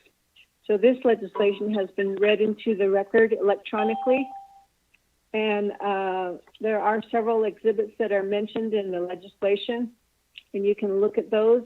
And then there are comments that were received from entities within the Navajo Nation, and then the Health, Education, and Human Services Committee had on their committee report is attached, And it had two amendments. First amendment said on page 4, line 24, delete $30,920,636 and the attendant longhand verbal description of such and insert $61,486,555 and the attendant longhand verbal description of such. 2, page 5, line 25, delete $30,920,636 and the attendant longhand verbal description of such and insert $61,486,555 and the attendant longhand verbal description of such. 3, in Exhibit 5, replace the broadband section of the document with the titles 2020-07-04, into UAW CARES Act funding request consisting of a summary sheet, a 2020 detail, a 2021 detail, and a 2020 detail. This document has been forwarded to the legislative advisor. 4, page 5, line 6, after Exhibit 5, add the following language. There's a semicolon, and the CARES Fund solar installation plan as outlined in Exhibit 6. The solar installation plan shall allow for 40 units for each delegate's district and an additional 40 units for veterans. 5, add the document titled 3.0 kW photovoltaic PV power refrigeration and water pump system as Exhibit 6. This document has been forwarded to the legislative advisor. 6, page 5, line 29, insert new paragraph E as follows. And this is new language. E, the Navajo Nation hereby approves and adopts the CARES Fund solar installation plan from the Navajo CARES Fund in the amount of $35,192,000 and allocates funding through the Division of Community Development to the Navajo Tribal Utility Authority. 7, in Exhibit 3, replace the schedule provided by the Department of Water Resources with the new report provided by the Department of Water Resources. 8, on page 4, line 6 and 7, delete $64,226,317 and the attendant longhand verbal description of such and insert $117,035,518 and the attendant longhand verbal description of such. 9, on page 8, lines 8 through 10, delete $64,226,317 and the attendant longhand verbal description of such and insert $117,035,518 and the attendant longhand verbal description of such. 10, update Exhibit 2 to reflect the new amounts set forth in this amendment. 11, renumber or reletter succeeding paragraphs or sections accordingly if necessary, and this amendment shall supersede inconsistent language contained in any other committee amendment, which shall be conformed to the intent and language of this amendment. The Office of Legislative Services, with notice to the sponsors of the legislation, is hereby authorized to make necessary grammatical changes. So Amendment 2, reading Amendment 2.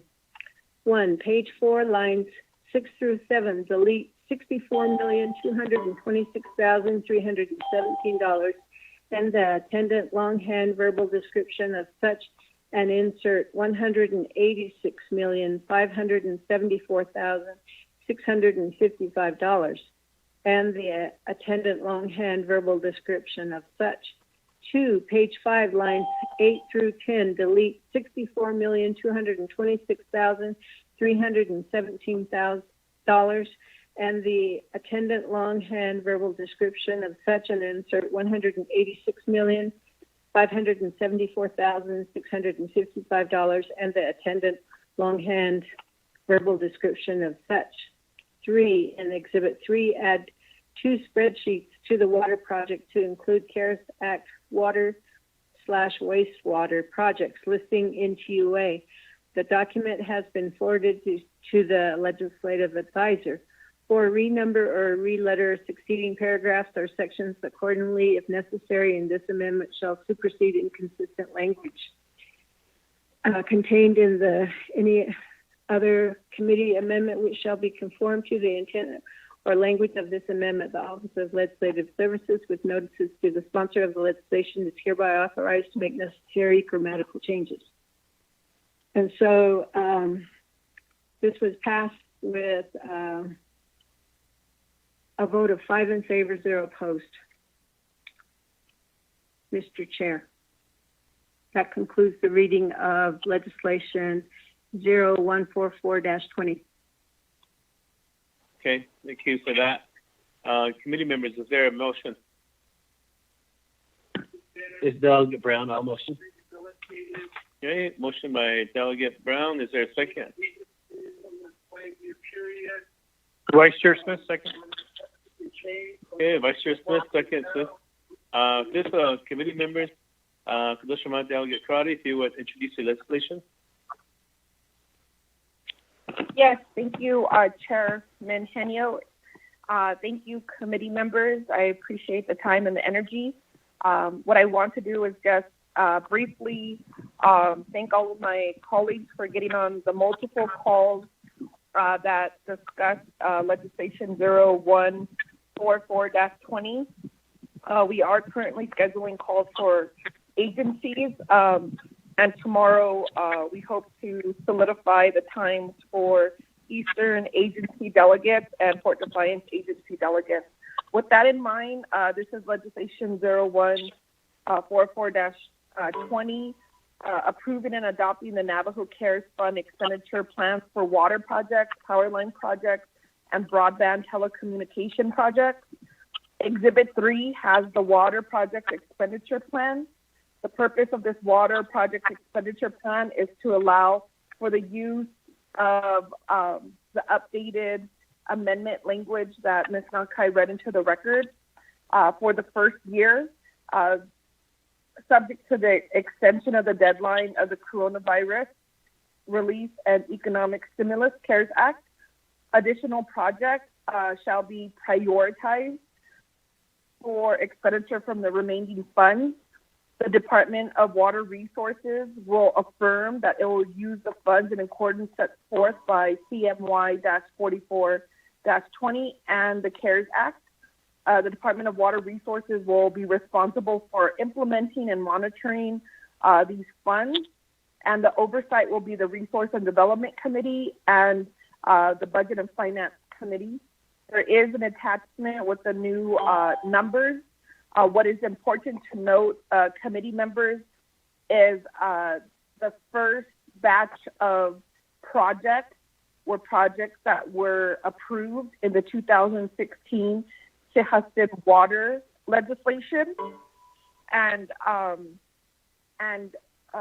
sorry, the 2016 Sehastin, that's just about $1 million that can be transferred from the Sehastin, and I'm sorry, if you could mute your phone, please. Transferred from Sehastin and would be covered and funded under the CARES Fund. There is additional projects that Department of Water Resources have identified.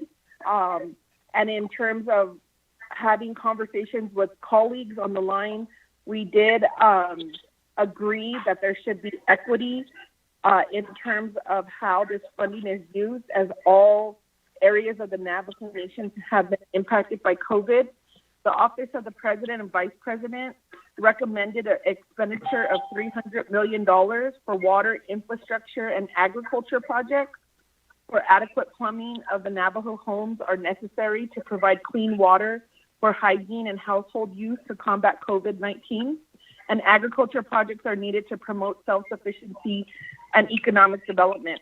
And so in that Exhibit 3 amendment, you'll see eligible projects, which are long-term water projects, cisterns, I'm sorry, I have a whole list here. Cisterns and replacing windmills, water hauling, whether equipment for water hauling or to operate a water hauling, and also other water-related infrastructure. And so as we go down to Exhibit 4, that establishes the power line project expenditure plan. This will be the Division of Community Development will affirm that these funds are used in accordance with CMY 44-20 and the Federal CARES Act. They will also be identified to monitor and for the accounting purpose. The Oversight Committee will be Resource and Development Committee and the Budget and Finance Committee. Those exhibits are part of the packet. We do have some updated power line proposals from Hamas and Continental Divide. Exhibit 5 is broadband expenditure plan. The purpose will be for the broadband. Oh, I'm sorry. In Exhibit 4, I didn't read that. This will include power line projects, including but not limited to service line extension agreements, right-of-ways, service drop lines, house wiring, meter looping, trunk lines, and transmission upgrades. And Exhibit 3, the water projects will include but not limited to water wells, cistern systems, support to water haulers, livestock windmills, earthen dam rehabilitation, irrigation upgrades, and other infrastructure upgrades. So the broadband expenditure plan will be there is a broadband project list, but includes and not limited to educational broadcasting service, temporary license, tribal broadband planning, and broadband funding opportunities. Currently, the Navajo Nation Department of Information and Technology will affirm that these funds will be used set forth by CMY 44-20 and the Federal CARES Act, and they will be responsible for the monitoring and the administration of the funds. The Oversight Committee will be the Health, Education, Human Service Committee, and the Budget and Finance Committee. And we did send out the updated amendment, which includes NQA broadband plan, and we are working with the Navajo Nation cyber team on their recommendations in expanding broadband beyond NQA service area. So, Chair, I want to just give that high-level summary of the legislation, and if Dana is on the line, she could provide additional comments in terms of things that I may have missed. Thank you, Chair. If Dana is on the line. Okay. This committee members, any questions or comments?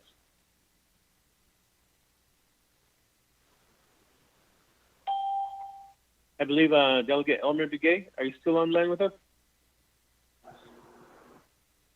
Yellow hair on the line. Okay, yellow hair, Shinada, go ahead. I don't have any question, but I was off the line and was cut off, so I'm back on the line. I'm listening anyway. Okay, Sheena, any other questions, comments, committee members? Chair, excuse me, this is Peggy.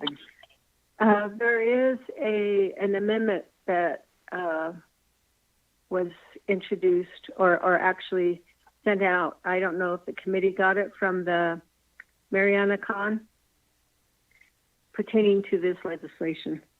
It's on the solid waste. Okay, committee members, any questions or comments regarding this legislation?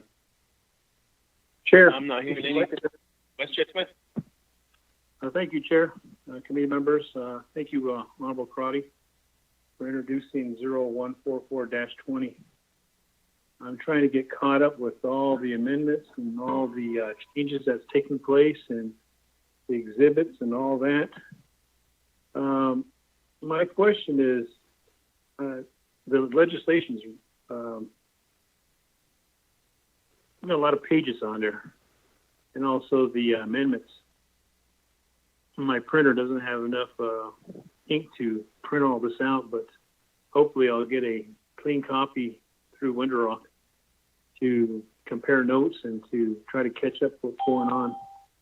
My question to this is your legislation 014-20, and it says delete page 4, line 24, the amount of 30 million. And then this is insert 61 million. Was wondering what that was for. Is that basically the water number of certain projects that will be inserted in there? The other one is the exhibits that you provided under the water. That was by Slater, I guess. Vice Chair had chaired that meeting, so that was one of the amendments. And there's two amendments, and then there was the one I was looking at was the summary of project by construction year. We have 2020, 2021, and 2022, and there's 148 altogether, and 52 million is the cost of that. And I'm kind of confused on this. The other one is the site NTUA additional funding request from 7/1/2020 for build year of 2022. And there's several projects in there that says unserved coverage build out 2022. It has several chapters in there that's listed in more like Port Defiance Agency, I think. So there was Eastern Agency, Northern, Eastern Agency. That's all listed in here, and also Chinle and out west. These are what is going on with that? Is that projects that's going to be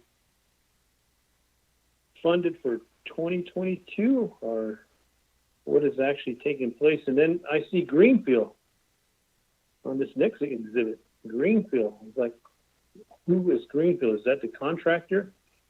And that is on one of your exhibits. So I won't go any further, but those are the ones that were kind of caught my attention on this, and just like to have an idea of what's going on. Honorable Crotty. Thank you, Chair. Okay, Vice Chair Smith, back to Crotty. Yes, thank you, Vice Chair Smith. Something very important that I forgot to mention was when I talked about equity and what it looks like, just with some rough estimations, our goal is for every delegate representing their district to have an opportunity to, for CARES Fund, an opportunity to invest at least $11 million into your community for water projects. That's what the breakdown looks like right now in terms of equity. The water projects, and if you look at the legislation language, it does state that we will, I'm going to pull it up right now, Exhibit 3. So on my end, that's still page 58 of 109. And it says under the purpose, it gives the number of regional projects that are eligible for the first year. And that's why these delegate agency meetings are so critical, because we're working with IHS. You have been muted. To unmute yourself, press the star key twice. I'm sorry, can you hear me? Or do I need to unmute myself? Chairman Henyo, you can hear me? Okay. I can hear you. So if you look under the purpose, the first part is to identify regional water projects that are eligible for CARES funding with a deadline of December 30th. That's a very short turnaround. And so we added language that we shall prioritize expenditures from remaining funds. And so when you see projects under 2022. That's the beginning discussion for projects for years that are not eligible under CARES. IHS is working on identifying projects per agency and now with delegates on water projects that they need. So if you look at the amendment, the last tab, it says stockpile, the name of the tab, it says stockpile. And what Water Resources is now working and with some of NECA and NQA providing insight and guidance is if water projects are not available to construct by December 30th, then there's an opportunity to request to purchase materials for future construction. And so, Vice Chair Smith, I hope that gives you a little bit of clarity in terms of the listing for CARES funds. The projects that are identified have to meet the federal guidelines. It has to meet not only the guidelines, but most critically is that December 30th timeframe. So that's IHS has a project listing, which is called SDS. And what they have done is we also sent out for your information how many projects per delegate. Because at first it was just about 3 pages of water projects. So Department of Water Resources identified what listing that would be in your district, and we'll work with you as a delegate to put together a listing for your district when it comes to water projects. I don't want to speak for NQA if they're not on the line. In my conversations with NQA and not being a technical person, my understanding of greenfield is that's a technical term, that there's no service there. But I could be wrong, Chairman Henyo. And if there is someone from NQA on the line, I'd appreciate if we could defer that question to them, or I can quickly get that answer. Thank you, Chairman. Okay, thank you for that response. Back to Vice Chair Smith. Are you good with the response? Thank you, Chair. Thank you, Honorable Cry. Like I said, I need to get this whole thing printed because it's 177 pages, and also the amendments, and go through it because we've still got several committees to go through. And I'm just wondering, IHS, NQA, they're saying if they had the money, they could do these projects. And under the CARES Act, it says that it doesn't have to be shovel ready. And I'm hoping that the people that really need the water out there will ensure that they get the water, because water is life. Water is needed. I'm not saying that 144 is not thinking about that, but 11 million for each delegate. Like, for instance, some delegates have over 6 chapters. Is that fair? Some delegates have only 2 chapters or 1 chapter.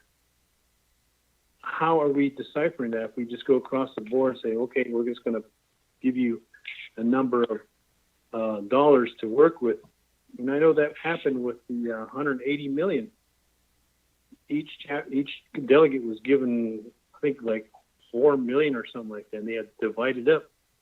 And those with the most chapters were given under $100,000 per chapter. So we got to be very conscientious on how we get that money to help our people out there, especially the ones that live way out there that really need the services. I'm always thinking about them, especially in this heat, no rain, the roads, the condition.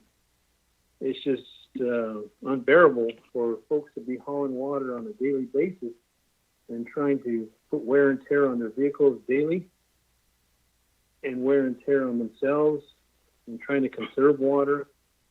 And you don't know if that water is even potable. They're hauling it from windmills, and they're trying to do their best to conserve and to utilize and to make life possible. So that's my main concern, Honorable Crotty. I know that this 144-20 will also go across the street, and he still has that line veto authority. Should this go through, he can go and say, well, we're not going to allow this one, we're not going to allow that one, we're not going to allow that one. And earlier I heard that the UUFB can be replenished with the monies. Now, that frees up the UUFB. What is the guarantee of getting some of these projects on there? And I know UUFB, they always say, it's got to be shovel ready, it's got to be shovel ready. But we have CARES Act, and we have UUFB, and then we have other funding that's available. Those are my concerns, and I'm hoping that we can fine-tune this 144-20 and get the services out there for the people. Electricity, water, and whatever is needed in this. So I'm willing to help. I'm willing to cast my positive vote on this, provided that we don't forget our people out there. Shnanda, thank you. Hey, Vice Chair Smith. Any other questions, committee members? I had a question to the chair. This is Delegate Yell here. Honorable Crotty, with this legislation that he bring forth before the committee. It's a big legislation. It's a very big. There's a lot of documents. But I'd like to bring to your attention, my colleague, that you heard my voice on teleconference over the weekend, Friday and Saturday. And the big project I'm looking at is I made my announcement last Friday and Saturday, and this is regards to a mini mill water line project, which is up there in Black Mesa. A lot of people need water, and this is for $45 million as a water line project. And also, there's one also include is $1.5 million for Forest Lake or Robbie East water line project too. These two of the legislation I drop out to hopefully Kristen or Lowell looking at this one here. It looks like it's been overdue, but based on the information over the weekend, and they will add on to this the Division of Community Development, and to get this also to be recognized. And based on this one out here, trying to set up a meeting with the NTUA and IHS. They know all the information. This is an ongoing project. For based on Jason John, yes, Black Mesa Waterline project already received a $7 million plus from Peabody, but we need more money too. So maybe we can. I'd like to make this legitimate and put on a list with the Division of Community Development, Shmayaja Krati. So I'm very nervous. Don't forget about me on these lists. So I'd like to work with you and get this project going with between NTUA and IHS. Okay, I bacha in Shniego. Just Joe Gardo again. So yeah, water line. This is a big project for the people up there. This is in the Royal area in Black Mesa. You said but the network I think that's a really rough country out there. It's not easy country. It's really rough, especially when the weather is bad and you wear and tears on their vehicles.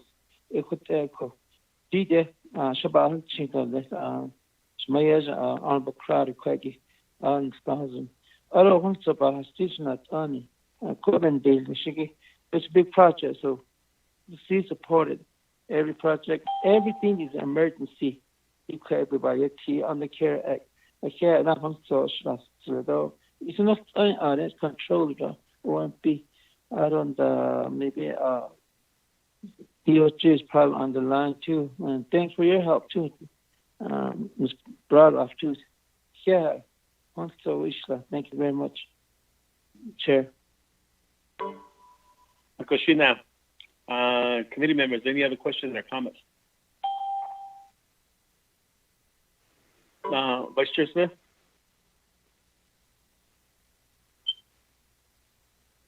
Vice Chair. Yes, thank you, Chair. Can you take? Okay. Excuse me? Go ahead. Thank you, Chair. I'd just like to make a request, since this is 177 pages. Could the office print this out and put it in the box so I can pick it up either tomorrow or whenever I'm in that area? That's a lot of pages, and some of these pages I can't even read. For example, under Exhibit 3, I think it is, the water. It's so small print, even trying to enlarge it, it's virtually, I hope that I can get a clean copy and read what's going on in here. The reason why I say that is because I want to ensure that those projects that have been waiting will be also included in 144-20 as one of the projects. Because what I'm reading here, Chairs, is on this affirmative use, Federal CARES Act, Title 5, 5001, and it talks about the April 22nd, 2020 eligible expenditures include expenses for planning, pre-designing, permitting, design, right-of-way, bid, and construction. That's the whole enchilada. That's not saying it's got to be shovel-ready for construction. It's starting from the get-go. That's why I'm hoping that those projects that are serving over 40 families, even 20 families, that can get these water and electricity and necessity of life. Chair, thank you. Yeah. Back on. Thank you, Vice Chair Smith. Peggy, did you get that request?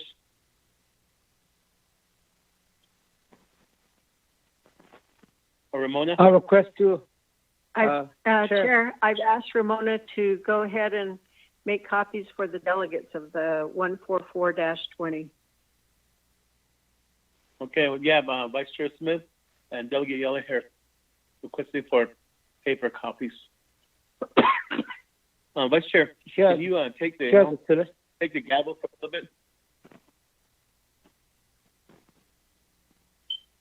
Chairman Henio, can I offer just a quick response to some of the comments? Sure, go ahead. Thank you. Briefly, Delegate Raymond Smith, our goal and what I believe every delegate in their district should have is a water plan. And once we can help you, if you have one, please share and we can incorporate into the plan.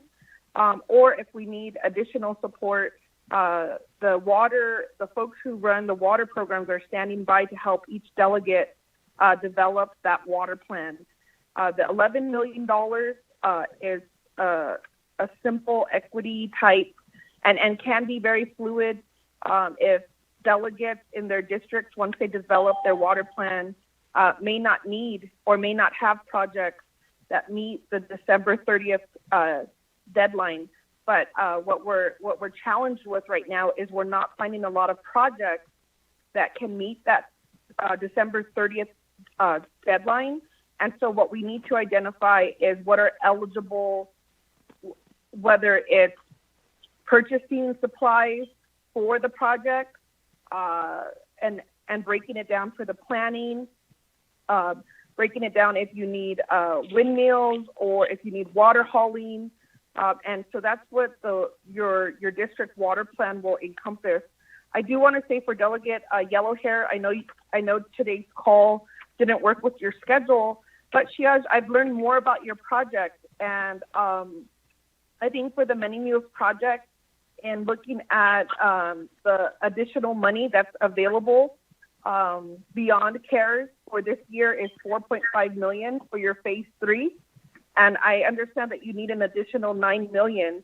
And so working together, I believe if it meets the December 30th deadline, that's within reach as we develop these water plans using CARES funding, or looking for some alternatives for you as we work with IHS and NQA. So I want to assure both of my colleagues who made comments that I'm learning more and more about your projects. Matter of fact, all of Navajo Nation projects, and what are the barriers that, and so RDC is leading the charge with expediting that process, with the right-of-ways, with the clearance. But I think as delegates for our district, we should prioritize how much of this CARE funding is eligible for water projects in our communities. Thank you, Chair. Okay, well, Chair. Thank you. Chair, Yellow here. Chair Smith, can you take the helm for a little bit? I need to ask a question.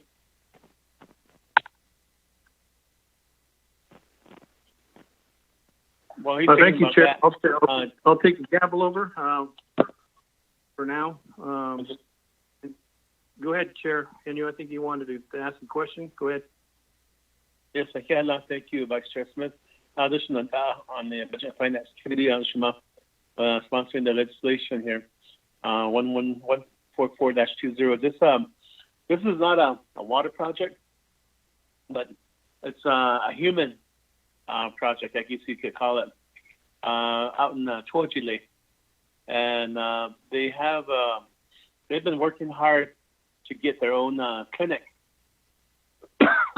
In the past, they used to be part of the Alamo, Tenacito, Laguna, ACL Health Center. And the main hospital was located just to the south of I-40 in Laguna. So that's where the community people went for their health care needs and everything. But as Tojile evolved with their 638 health center, and they got themselves aligned to where they were able to build a brand new small clinic. It's not a big clinic, it's just a small ambulatory care type of center. And so they were successful in that, and they were able to get their EMS services moving too. So that eliminated the need for going to Laguna for health services. And also at the same time, I guess Laguna was starting to give the Navajo people some problems. And there was sometimes I would hear stories of them closing the doors on Navajo patients that came in to seek health care. But now that Alamo Tojile has their own little bitty clinic, what's happening now is the people that live in Albuquerque, the Navajos, not Tojile Navajos, but other Navajos from different communities that live in Albuquerque, they're finding out that there is a nearby healthcare facility over the hill at Tojile. And so now what the administrators are seeing is a rise in patient care, especially during this COVID-19 pandemic. You notice that there's a lot more people coming in for testing, for symptoms care. And so what's happening now is there is a huge need to expand their clinic. And they've been working on this expansion for, I believe it's around almost 2 years now. They've secured, I'd say, 95% of the funding.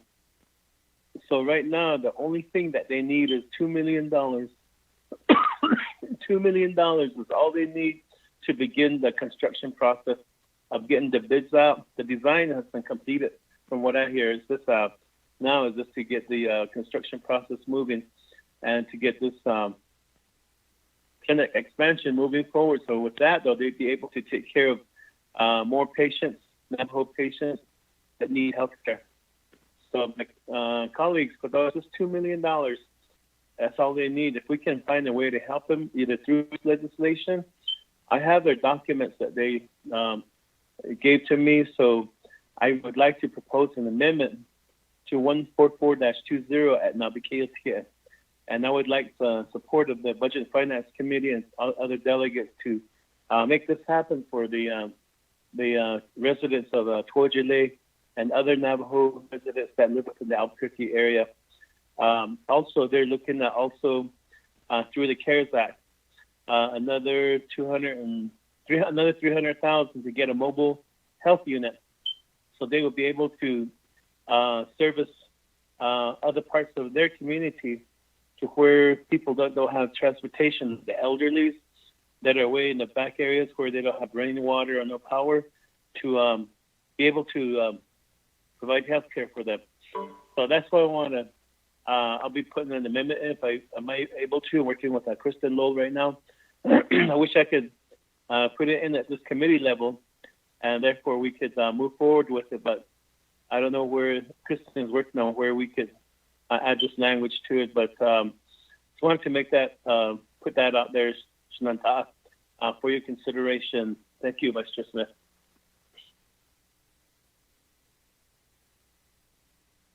Yeah, Shananta, Chair Henio, I guess those amendments will be coming forth. I know that there's going to be a lot of requests for amendments on 144-20.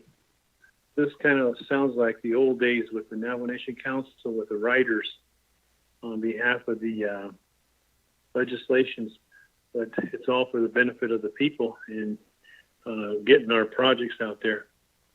So this would be a question to Legislative Council whether they can do it or wait till the next, or it goes down the street to I think Resource Development Committee. Mr. Vice Chair, you're asking Legislative Council? Yes.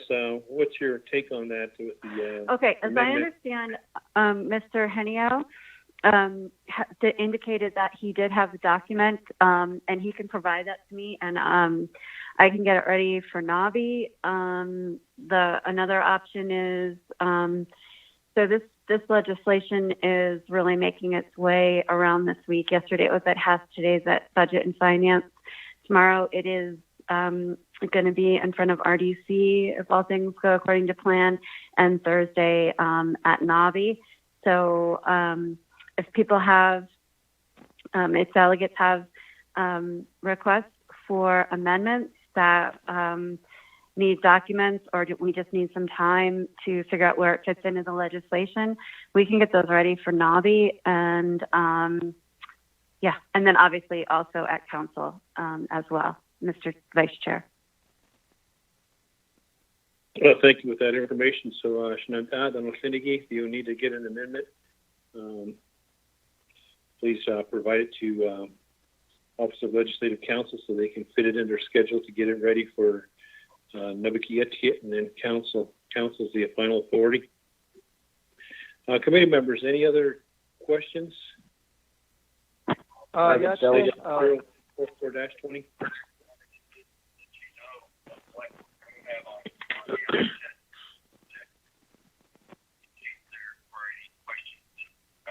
Vice Chair, this is Delegate Brown. Honorable Brown, do you have a question? Yeah. Okay, you have the floor. Yeah, thank you, Vice Chair. Budget and Finance Committee members. We're kind of having the same conversation right now with the Western Agency Council. But thank you, Shama Senador Crotty, for your legislation. My first question was, I know you mentioned that a lot of these water projects they're going to go beyond December 30th, 2020. I guess before that, I did actually have a meeting with the solar company this morning at the Denison chapter, as well as with Intech. So I think a quick fix would be, and I understand that solar is in this, so if we can get temporary power to our residents without power line, if we could, I just want to make sure that the language is in there. I believe it is. The other thing is, we were talking about the old toilet, where you hand pump. A lot of these, at least around my areas, they are now, I think one majority of Navajo got running water. They were forgone and abandoned. And I don't know if Mr. Jason John is on this call, but I'm interested in looking at these water pumps. Where I live, we have high water tables, so right now, majority, I think most of them that I know of are not working.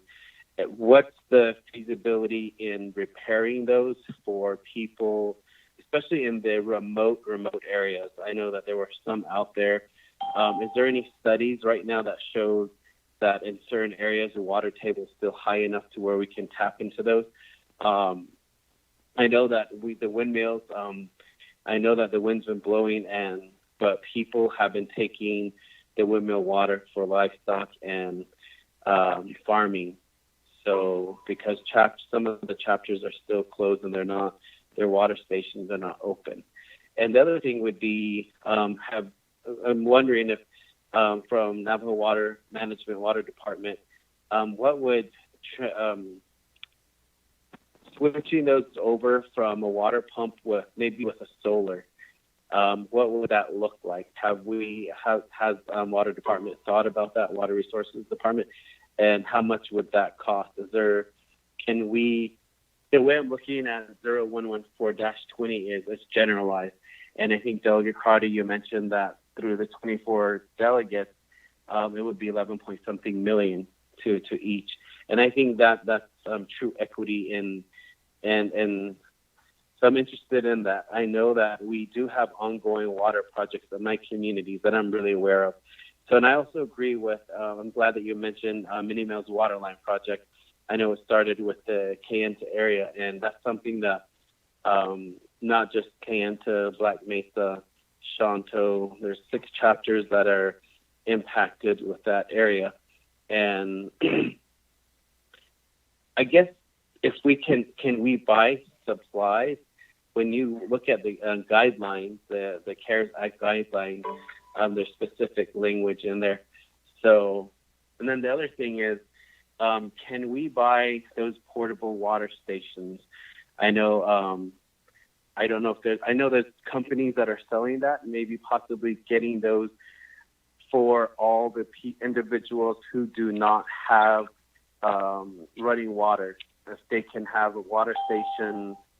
I think another idea that my chapters had was, can we get water trucks for every chapter so we can deliver water, or we can collaborate with other organizations to where we can get water. And I think we know that's one of the reasons why the numbers on COVID positive cases on Navajo is so high, because there are some of our Navajo people without running water, and they're not able to. And then the other thing that my community members brought up was, you asked us to wash our hands, you asked us to wash our clothes regularly, and we were looking at some of these portable, they're pumped by your feet. I mean, do they spin like these little washing machine types that can possibly wash clothes? So we're trying to be creative on how to use. I think as council, Shamanta, I think water line by December 30th, if we don't get an extension, I think we're all aware that this money will not be used on water line projects, just because of the sheer amount of work that goes into it, and then the lack of engineers that is out there. Even if we were to hire 1,000 for each agency, engineers and workers that tackle this, we might be able to do it. But because of our red tape on the nation with BIA, with IHS, and some of them are already on the SDS listing, and the government will already know that it was already in the planning, and according to the guidelines, that's not acceptable. So that would not be allowed. It's not allowable. So I'm looking at all of those, and how can we buy and bring some sort of aid to our people with water, with farming. The other thing would be the Farm Board has asked me to pass resolutions on farming equipment. I know that this is water. Where would that fit in? Would it fit into this, or would it be a different legislation or an amendment? And finally, as far as the chapters, I guess we will continue, and I'm looking at all the list that is being sent out in the amendment that was made by the HES committee. So are you asking each of the chapters to work on our water plan and what that would look like? And then my final question, I've been trying to listen to multiple conversations here. And then have we entertained the amendment sponsored by Honorable Delegate Crotty, what was emailed out by Shima, Ms. Peggy Nakai? Yeah. Hakushi, Honorable Brown, Shenandoah, you have any other questions? If not, Chair Henry, are you still with us? Yes, I am. So, okay, I'd like to turn the floor over to Honorable Smith. Hello. I'd like to turn the floor back over to Chair Henyo. I have some questions, so I'll turn the gavel back over to our chair. Thank you, Chair. Okay, thank you, Vice Chair, for helping me out. With the position on that, Delegate Ella here. Oh, yeah, thank you very much. I'd like to bring this back to Crowdy about a $4 to $5 million water line project. That's my goal for the people out there, and we need to get this also project. I don't want to lose on this one here through a CARE Act fund, federal funds. I see capital. So legislation I honor. I'm going to follow up with a Kristen Lowell on this one right here, these two, and I'll go back to also Dana too, to get back and follow what's going on right here, because I'm still going to meet with the IHS and also in TOA. So tomorrow I'll be there at Winter to follow up on these two projects, because I want to have a meeting with the two in TOA and IHS. I see a bunch of kids. Yeah, thank you very much. Okay, I'll go back to you, Vice Chair Smith. Thank you, Chair Henry. You're based in what I was going to ask. If this child would. Shenandoah, dated 0144-20. I'll think about the question I was going to ask, Chair. Go ahead and turn the floor back over. I'll come back later. Okay. Committee members, any other questions? Chairman Henyo, may I answer Delegate Brown's question? Sure, go ahead. Thank you, Chairman, and I appreciate your advocacy for your Tohaja Lake Clinic. Looking forward to that amendment, and that gives me some homework to understand the funding that has come in from IHS and how we could work with the Albuquerque Service Unit. So thank you for the recommendation. For Delegate Brown, there is opportunity to buy supplies, and Jason John's department has the initial listing for supplies, and that could help delegates who find that they don't have projects that could be eligible by December 30th, but one of the strategies is to purchase those supplies, and working with Jason John and NECA and N2A to give us a better understanding of what's actually needed for those projects at the storage. And the second part of your question was regarding portable water stations. We can again ask the three their recommendations in terms of how to purchase the water stations. We did ask IHS earlier on their Scatter Home project, and as that's a revolving listing, if you could help us get the numbers of what you need. I am encouraging all of the delegates to create a water plan for their district, and because beyond CARES Act, this expenditure plan does say we shall develop a water expenditure plan using other funding. And so I believe that language sets the tone that we have a huge amount of water projects that need to be funded, and that gives the delegates the opportunity to create that plan. If you look at the amendment from Hess, there is language in there that we do have NC Way Hess proposal, and that was accepted. 40 solar units for every district, delegate district, so 24 districts. That comes out to 960 solar units.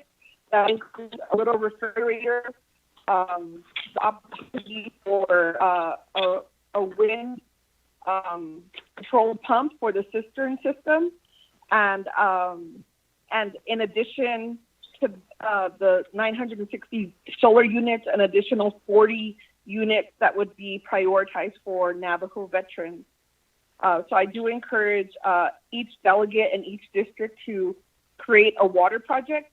We are working on creating that currently with the current information that's out there.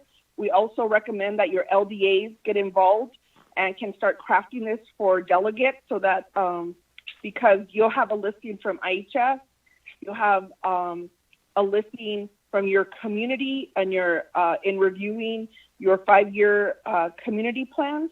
And so it will take a lot of work and coordination, but I believe the outcome or the output would be a better advocate for your water project as we look to additional federal dollars coming in for infrastructure.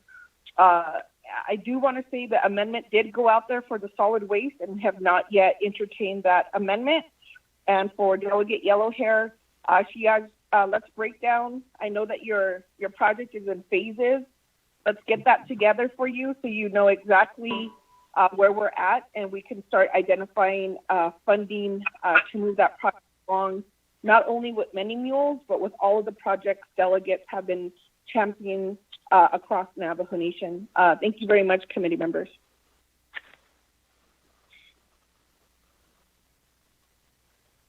Thank you very much, Mayor. Thank you. Hey, committee members, any other questions or comments?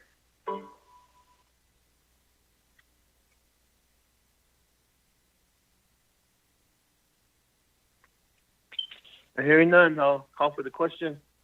All those in favor? Chantal Delegate Yellowhair? Green, Stella.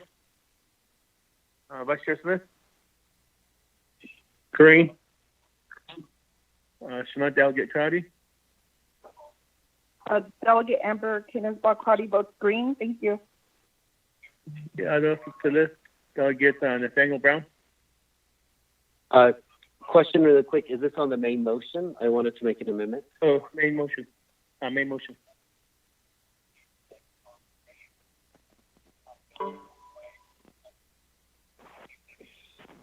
I'll vote green.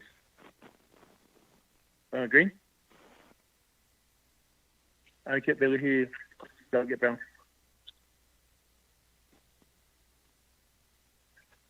I believe you said green. Delegate Elmer Begay.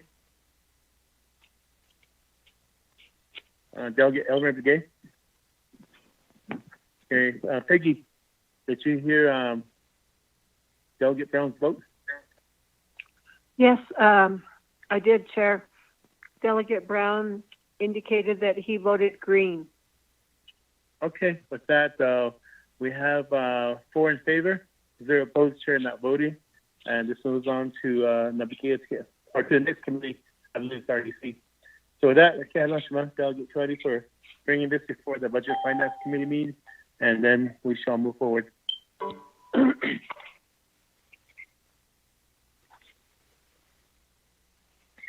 Okay, committee members, are we still here? Can you hear me? Yeah, I can hear you today. Vice Chair Smith, can you take the gavel for a little bit? I need to make a motion to suspend the floor rule. I'll go station on that. I'll take the gavel over. Committee members, legislation. We're moving on to the agenda with item D. Vice Chair Smith? Okay. Yes, Chair. Okay, thank you. Should ask committee members to suspend the floor rules to add 2 items to the agenda for action items. First one, in my motion to suspend the floor rules to add 2 items to get a one is a work session for the Budget and Finance Committee, possibly if Monday is feasible, to finish out the discussion from DOJ and the Controller's Office on 133-20. AD, a final work session to get the report.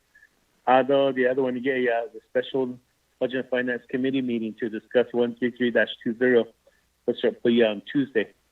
So that's my motion, Vice Chair Smith, to suspend the floor rule to add 2 business items to the agenda. If it is approved, then we can discuss this further.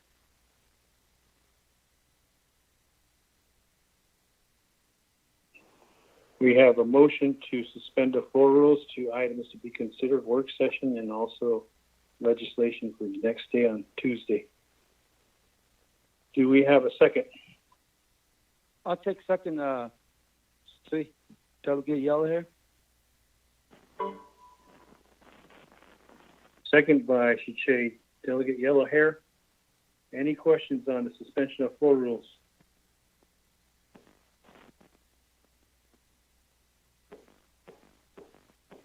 I don't hear anybody requesting to speak on behalf of the suspension of floor rules. Call for the question. Darn it, I don't know what happened.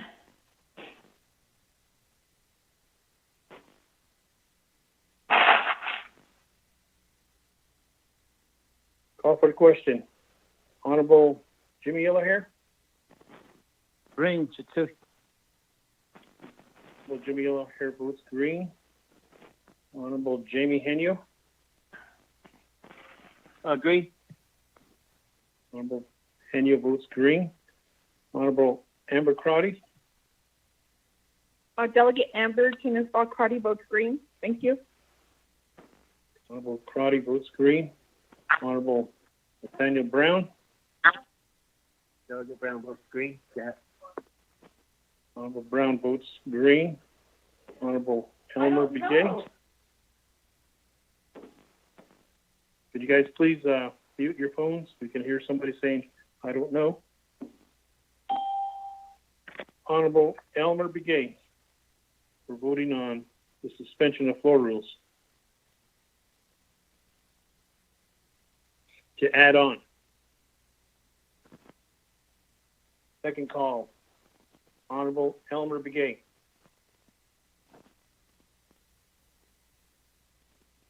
No response from Honorable Elmer Begay. We have a vote of 1, 2, 3, 4 in favor, 0 opposed. We have now added the work session and also the talk about legislation for Tuesday. I'll turn the floor back over to Chair. The Sheikh Adam, Vice Chair Smith, for taking the helm. I just want to ask for your votes. Today, we have a new business item, which would be GEFG, or I believe it's G if I'm in order, Peggy, which is scheduling a work session for the Budget and Finance Committee meeting. And my recommendation was for Monday afternoon, if everybody's schedule will allow it, at 1 o'clock to whenever we're done with this discussion and report from the Department of Justice and the Controller's Office. Committee members, would that work for you?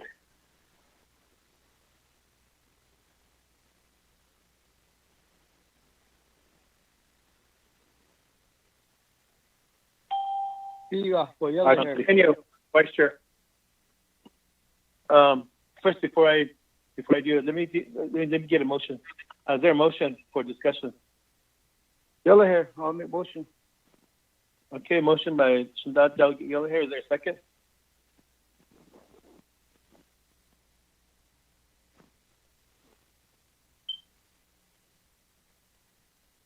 Is there a second? I'll second. This is Delegate Crotty. Shimon Delegate Karate seconds that. So with this, floor is open for discussion. Vice Chair Smith? Thank you, Chair. Monday at 1 p.m., which will be July 13th. What's the purpose of this work session? What's going on? What's the topic? Thank you. Okay. Vice Chair Smith for that question. Thank you. It's the same 133-20 continuation of our previous work session with the Department of Justice and the Controller's Office, and there was an assignment given to the Department of Justice on this legislation for their due diligence report, and I believe it should be ready by then to give us a final report so the Budget and Finance Committee can make a decision on 133-20. That's the purpose of the work session, Vice Chair Smith. Thank you. Another question, Chair. Oh, go ahead. During that last meeting we had regarding this 0133-20, did the Controller give all the necessary documentation to DOJ before we make this a determination of work session? Because it was indicated that they need all documentation to review and to go through it and then come back, give us a report on that. Has that been coordinated and done by OOC? Vice Chair Smith, yes.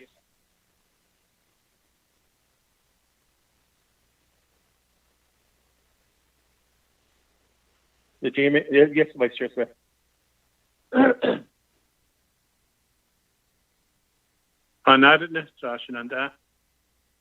Oh. Vice Chair Smith, Hakushi, thank you. Any other questions, committee members? Tanoyao, work session, call for the question for Monday, July 13th at 1 o'clock p.m. Delegate Shinada, Delegate Yulaher. Zonia, Big agree. Vice Chair Smith? Red. Shima, Delegate Crotty? I guess it's a question of privilege, Chair. Can we get that answered, Delegate Smith's question?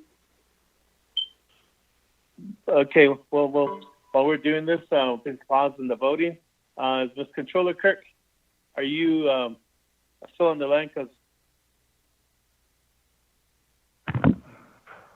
Chair Henio, hi. This is Brent Wanika here at the Controller's Office.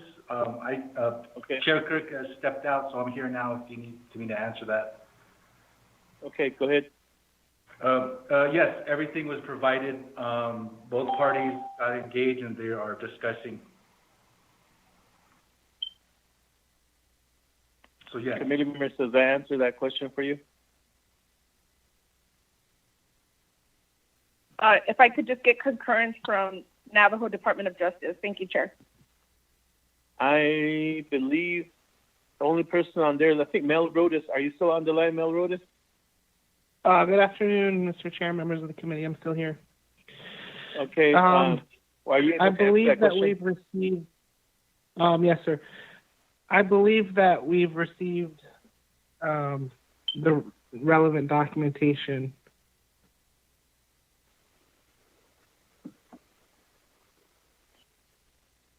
Okay. So back to the committee with that. We'll continue voting. Question of privilege? Feel, there's Question of privilege? Vice Chair Smith, go ahead. That's a vague answer, I believe. It's either yes or no. Pursuant to what was discussed, this was very imperative that they get the documentation, that they review it thoroughly, and that this would be reviewed and it would be brought back forth. That's why I asked. And OOC just said, yeah, we provided. What day did they provide all this so that they had time? Because we were saying last week we should have heard this legislation. But according to DOJ, they were saying, can't do it. We need ample time. So that's my question of privilege. Shinanta, thank you. Okay. I believe that those questions could be answered during the work session. If it is approved, if it's not approved by the committee, then we won't have a work session. They won't be able to answer that question for you. But you voted red, Vice Chair Smith. So going to Shema Delegate Crotty. Delegate Amber Kennesaw Crotty will vote green. Thank you. Okay. Those are Salif. Delegate Brown. Delegate Brown votes green. Yeah. Okay. Additional Delegate Elmer P. Begay.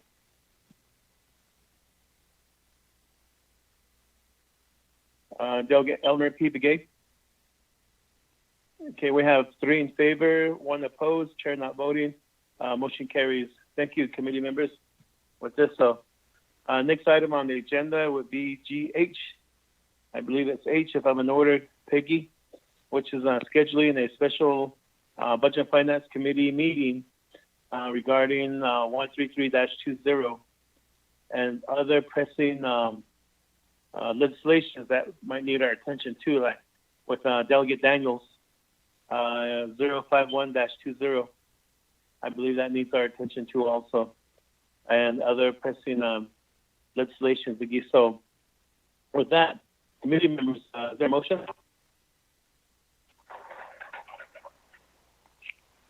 Delegate Brown, I'll motion. Okay, Delegate Brown, motion by Cecilia Delegate Brown. Is there a second? I'll take it. Yellow hair, second. Okay, second by Delegate Yellow Hair.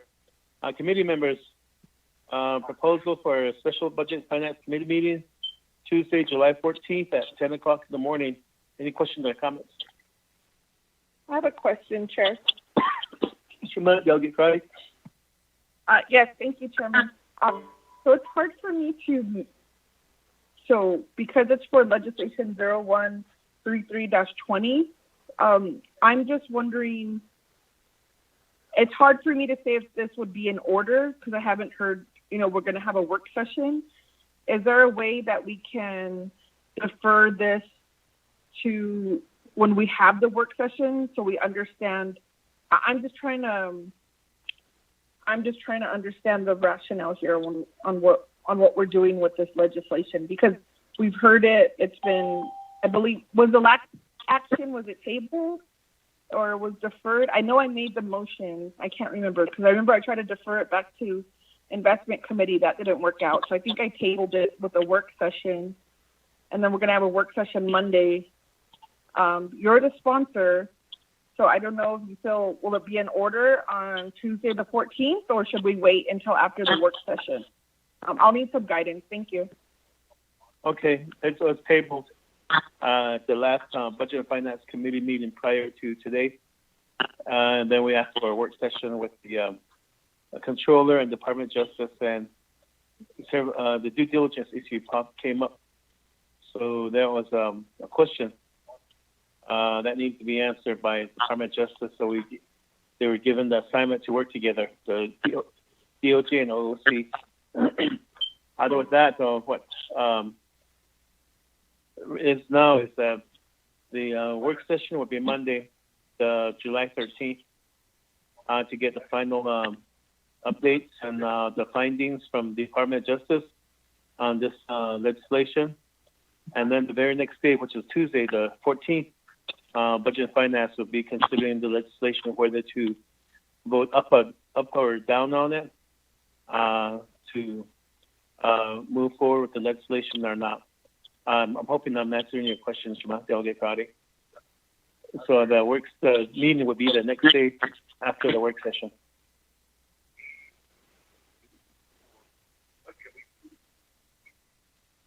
Does that help, Delegate Crotty? Yeah, that helps. Okay, if that's okay. Okay, Sheena. With this, any other questions, committee members? It's not a call for the question. Delegate Yellow Hair. I'll take green. Okay, Sheena. Vice Chair Smith. Red. Okay, this is my Delegate Crotty. Delegate Amber Kennesaw Crotty votes green. Thank you. Okay, Delegate Brown. Delegate Brown votes green. Yeah. Okay. National Delegate Elmer P. Begay.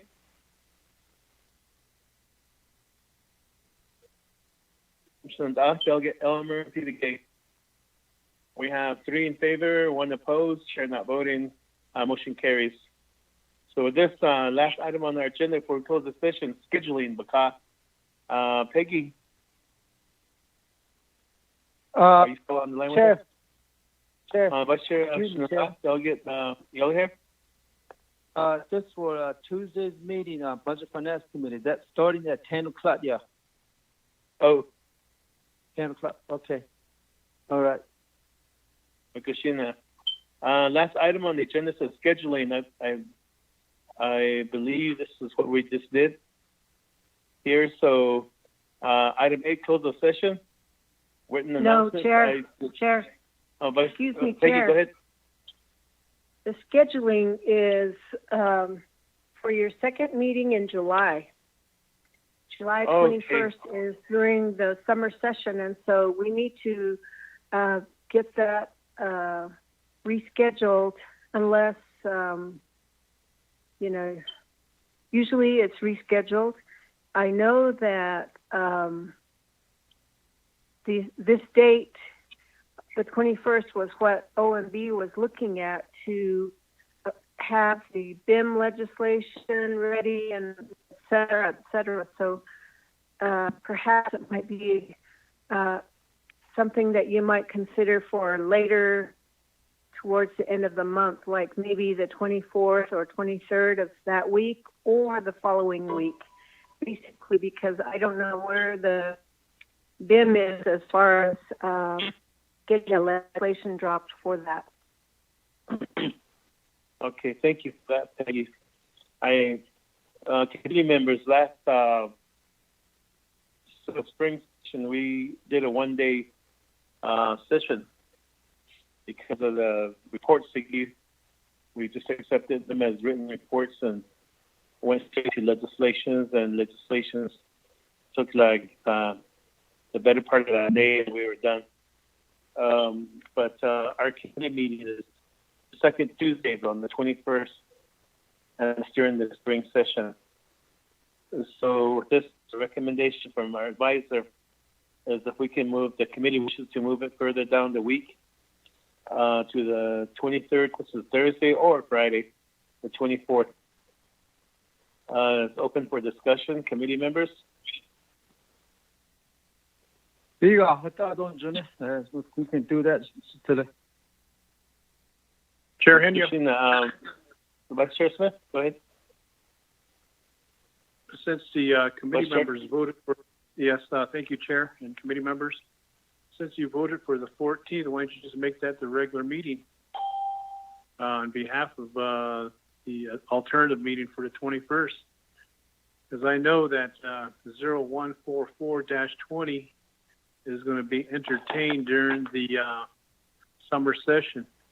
And I know it's going to take some time to make amendments, to debate over it and vote on it. So we'll probably won't be out of session until maybe Wednesday or Thursday, depending on the number of legislations that council has. But I know that the big item is going to be 0144. So I would just recommend that the 14th be BNF meeting right after the work session. That's a good suggestion, Vice Chair Smith. For this committee members, I believe we already voted, and we could consider this as our second, as recommended by Vice Chair Smith, our second regular meeting for the month of July. If there's anything that pressing that comes up, we will consider it thereafter. So, we good with that? Should the Delegate Yellowhair? Oh, Jonathan. There you go. Let's do that with you. Shema Delegate Cardi, is that good? Can you just repeat that one more time? Are you saying just to have the 14th? Recommendation from Vice Chair Smith, since we already voted on July 14th as our next Budget Finance Committee meeting, special meeting, his recommendation is, why can't we just make that into our second meeting for July and therefore we don't have to worry about it during the week of the summer session. Sounds like a great recommendation. I agree. Christina, thank you for that. Delegate Brown. Sounds good. Thank you, Vice Chair Smith, for your wisdom and knowledge. So we will consider July 14th as our second regular meeting for the Budget and Finance Committee meeting. Peggy, I believe we already handled that. So moving forward, close the session. Written announcement, adjournment. Is there a motion to adjourn? Yellow hair.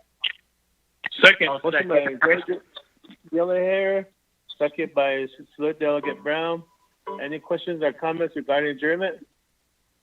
We have 3 hours till curfew, so I'll call for the question. Delegate Yellow hair. Abiga. Question, Vice Chair Smith. Vera. Delegate Crowdy. Delegate Amber Kinsbach, Crowdy votes green. Thank you. Okay. Delegate Brown. Green. Yeah. Christina Ado. Sunanda Delegate Elmer P. Begay.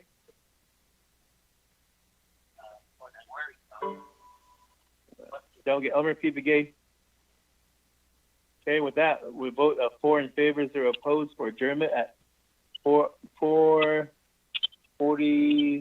p.m. With that, we're adjourned. Vice Chair Smith, don't say Vera in your sleep tonight, so we'll see everybody tomorrow on the next call. Yeah,